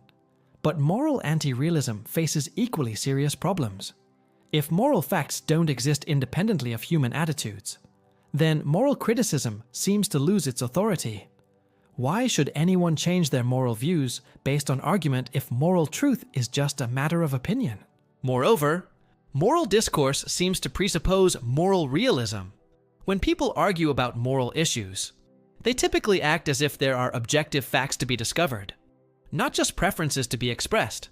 Perhaps moral reality exists, but is different from physical reality, more like mathematical reality, existing in a realm of abstract objects and relations. Or maybe moral reality emerges from, but cannot be reduced to natural facts about human psychology and social cooperation. The paradox forces us to examine the fundamental nature of moral truth and its relationship to human experience. If moral facts exist independently of human attitudes, how can we ever know them? If they don't exist independently, how can moral arguments be anything more than expressions of preference? The paradox of ultimate responsibility. Welcome to level 91 of 100 paradoxes. The concept of ultimate moral responsibility suggests that people can be truly deserving of praise and blame for their actions. This seems necessary for justice, moral criticism, and personal accountability. But ultimate responsibility appears impossible to achieve. Every action results from factors the person didn't ultimately choose: their genes, upbringing, social environment, and prior experiences. Even if you could choose your character and values, that choice would itself result from factors you didn't choose. The regress continues infinitely. You cannot be ultimately responsible for anything because you cannot be ultimately responsible for the factors that determine your choices. This seems to undermine desert-based justice, moral criticism, and personal accountability.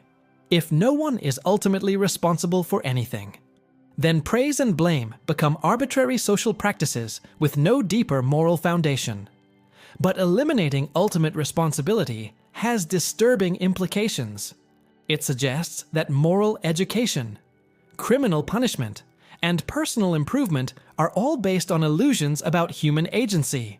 Perhaps the problem lies in expecting ultimate responsibility rather than settling for proximate responsibility. You can be responsible for your actions, even if you're not responsible for everything that makes you the kind of person who performs those actions. Or maybe responsibility is a pragmatic social construction that serves important functions regardless of its ultimate metaphysical foundation. Holding people responsible shapes behavior and maintains social cooperation. Even if perfect desert is impossible, the paradox becomes personal when you consider your own achievements and failures. Are you truly deserving of credit for your successes or blame for your mistakes? The paradox forces us to examine what moral responsibility can mean in a causally determined universe. If everything about you is ultimately the result of factors beyond your control, can you ever truly deserve anything that happens to you? The paradox of existential meaning. Welcome to level 92 of 100 paradoxes. Human beings seem to need meaning in their lives, purposes that justify their efforts, goals that make their struggles worthwhile, and connections that transcend individual existence. But from a cosmic perspective, human life appears insignificant. The universe is vast, ancient, and indifferent to human concerns. Earth is a tiny speck in an enormous cosmos, and human existence is a brief moment in cosmic time. This disparity between the human need for meaning and the apparent meaninglessness of the universe creates an existential paradox. We desperately seek significance in a context that provides no ultimate significance. Some respond by finding meaning in finite, human-scale purposes, relationships, creative work, moral commitment, or personal growth. But these meanings can seem arbitrary or self-deceiving when viewed against the cosmic backdrop. Others seek meaning in connection to something greater than themselves: God, nature, future generations, or universal principles. But these connections might themselves be projections of human psychology rather than genuine sources of objective meaning. Perhaps meaning doesn't require cosmic significance, local, temporary. Human-created meanings might be no less real for being finite and conditional. The meaning you find in love, art, or justice doesn't become false just because the universe is indifferent to these values. Or maybe the search for meaning is itself meaningful, creating value through the very act of seeking purpose and connection. The human capacity to ask questions about meaning might be a source of meaning in itself. The paradox forces us to examine whether meaning is discovered, created, or merely imagined, and whether the distinction matters for living a fulfilling life. Can life be genuinely meaningful in a universe that provides no ultimate purpose? Or is meaning always a kind of necessary illusion? The paradox of rational belief. Welcome to level 93 of 100 paradoxes. Rationality requires believing what the evidence supports and avoiding beliefs that lack adequate justification. This seems like a basic requirement for intellectual responsibility and practical effectiveness. But this standard of rational belief may be impossible to meet consistently. Most of your beliefs about the world are based on testimony from others, memory of past experiences, and inductive inferences from limited data. None of these sources provides certainty. Even more fundamentally, rational belief requires trusting your cognitive faculties, perception, memory, reasoning, to provide accurate information about reality. But this trust cannot itself be rationally justified without circular reasoning.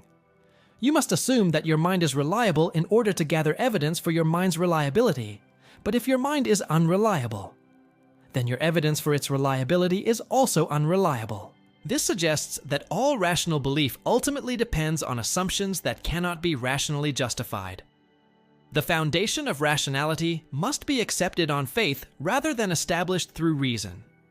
Perhaps this is not problematic if the assumptions are minimal and unavoidable. You cannot function without trusting your basic cognitive capacities, so skeptical doubt about them may be pointless.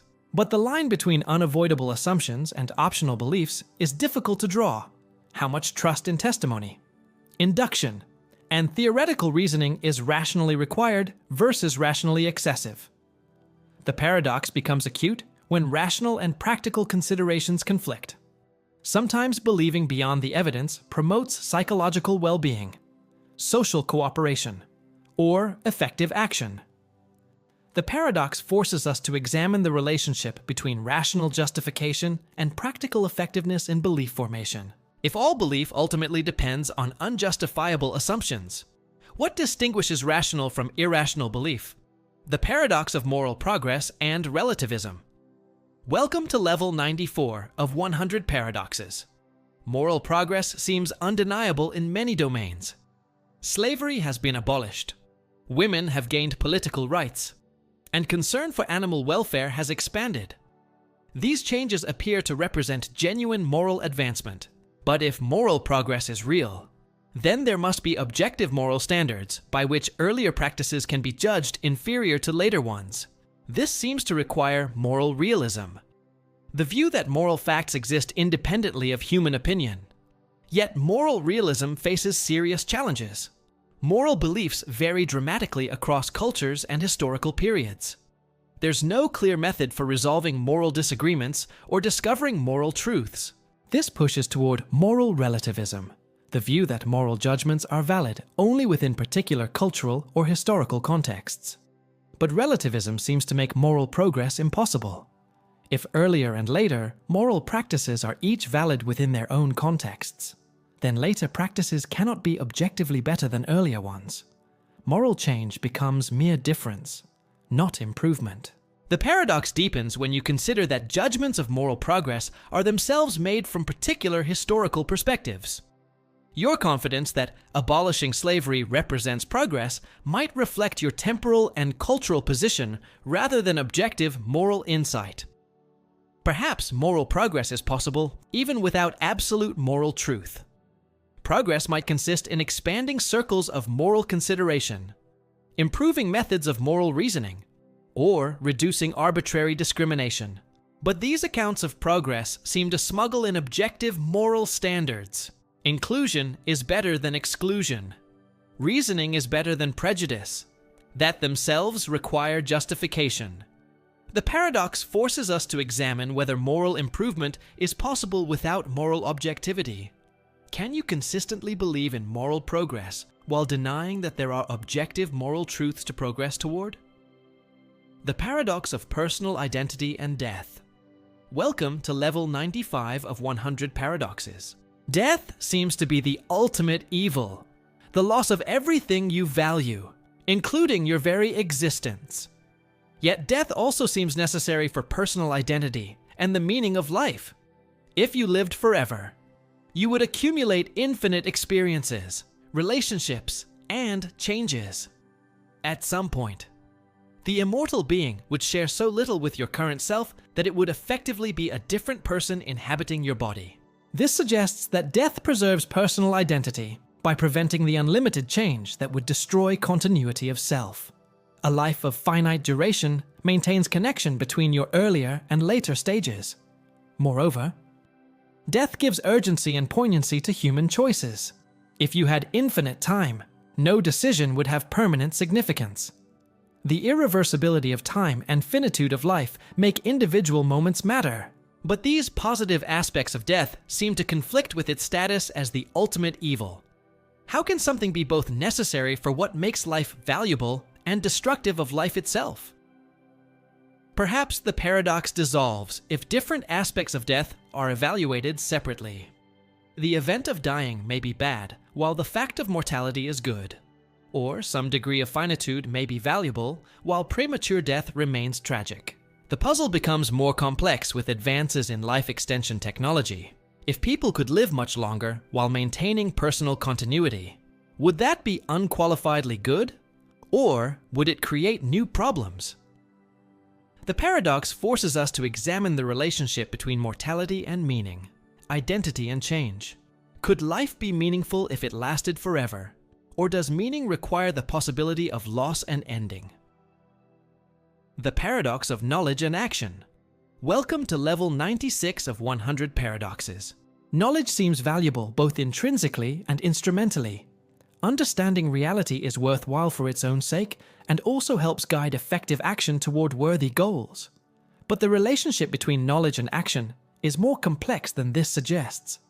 Increasing knowledge can sometimes paralyze action by revealing the complexity and uncertainty surrounding practical decisions. The more you learn about climate change, economic inequality, or political systems, the more you may realize how little any individual action can accomplish. Perfect knowledge might lead to despair or inaction rather than effective engagement. Moreover, action often requires simplification and confidence that conflict with nuanced understanding. Effective political activism may require moral certainty that careful ethical reflection undermines. This creates a tragic choice between the intellectual virtue of seeking truth and the practical virtue of effective action. Sometimes ignorance enables beneficial action that knowledge would prevent. The paradox becomes personal when applied to self-knowledge. Understanding your motivations, limitations, and psychological patterns might make spontaneous action more difficult. Perhaps the resolution lies in recognizing that knowledge comes in different forms. Some conducive to action, some inhibiting it. Practical wisdom involves knowing when to seek more information and when to act despite uncertainty. Or maybe the paradox reflects unrealistic expectations about the relationship between theory and practice. Knowledge was never meant to provide complete guidance for action, only better tools for navigating uncertainty.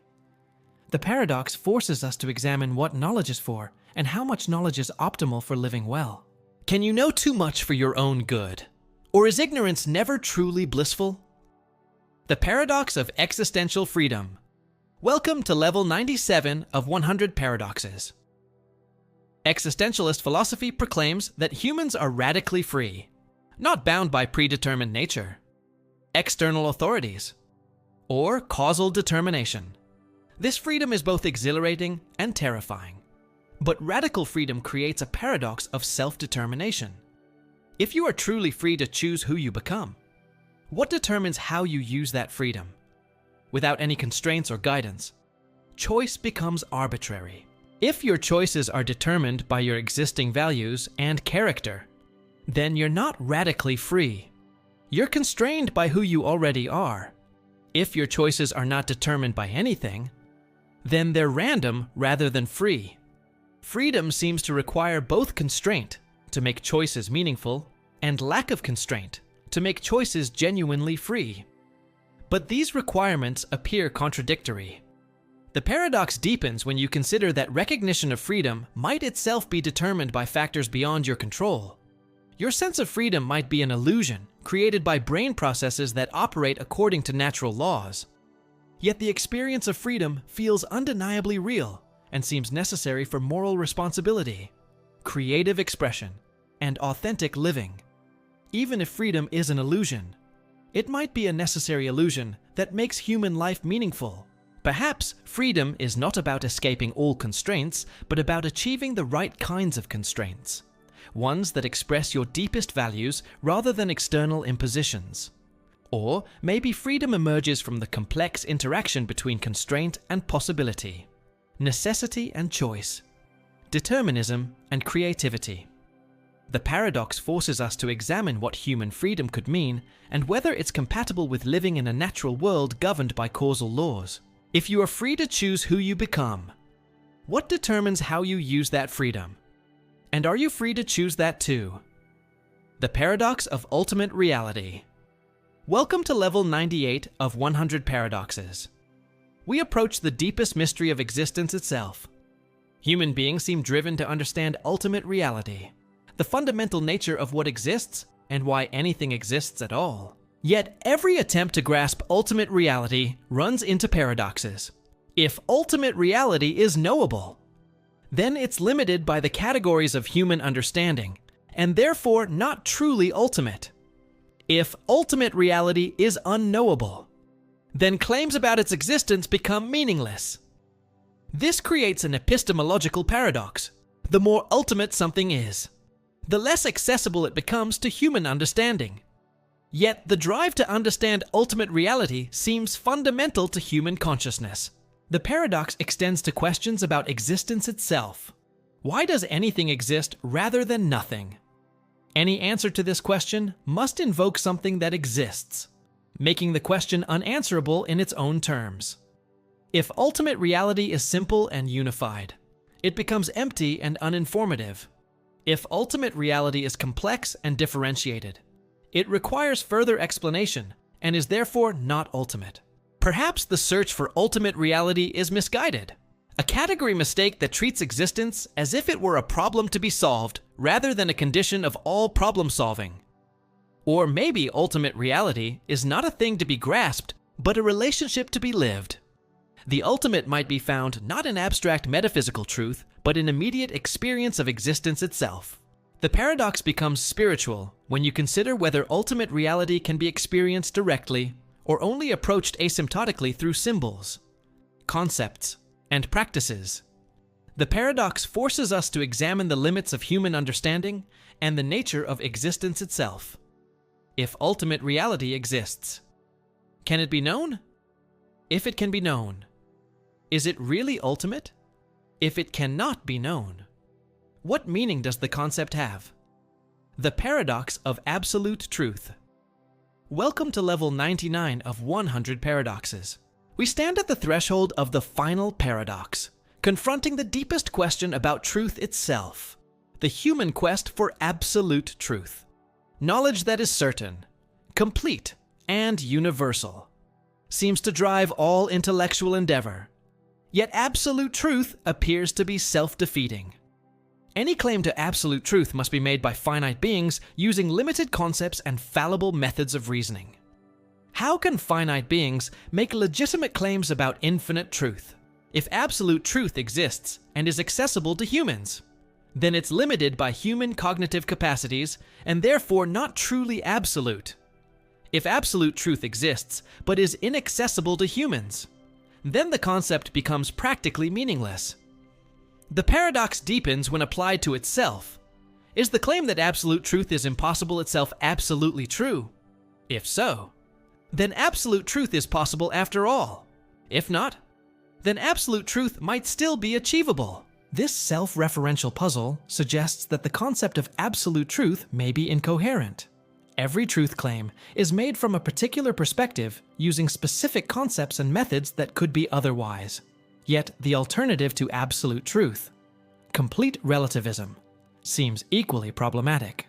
If all truth is relative to perspective, then the claim that truth is relative is itself only relatively true, undermining its own authority.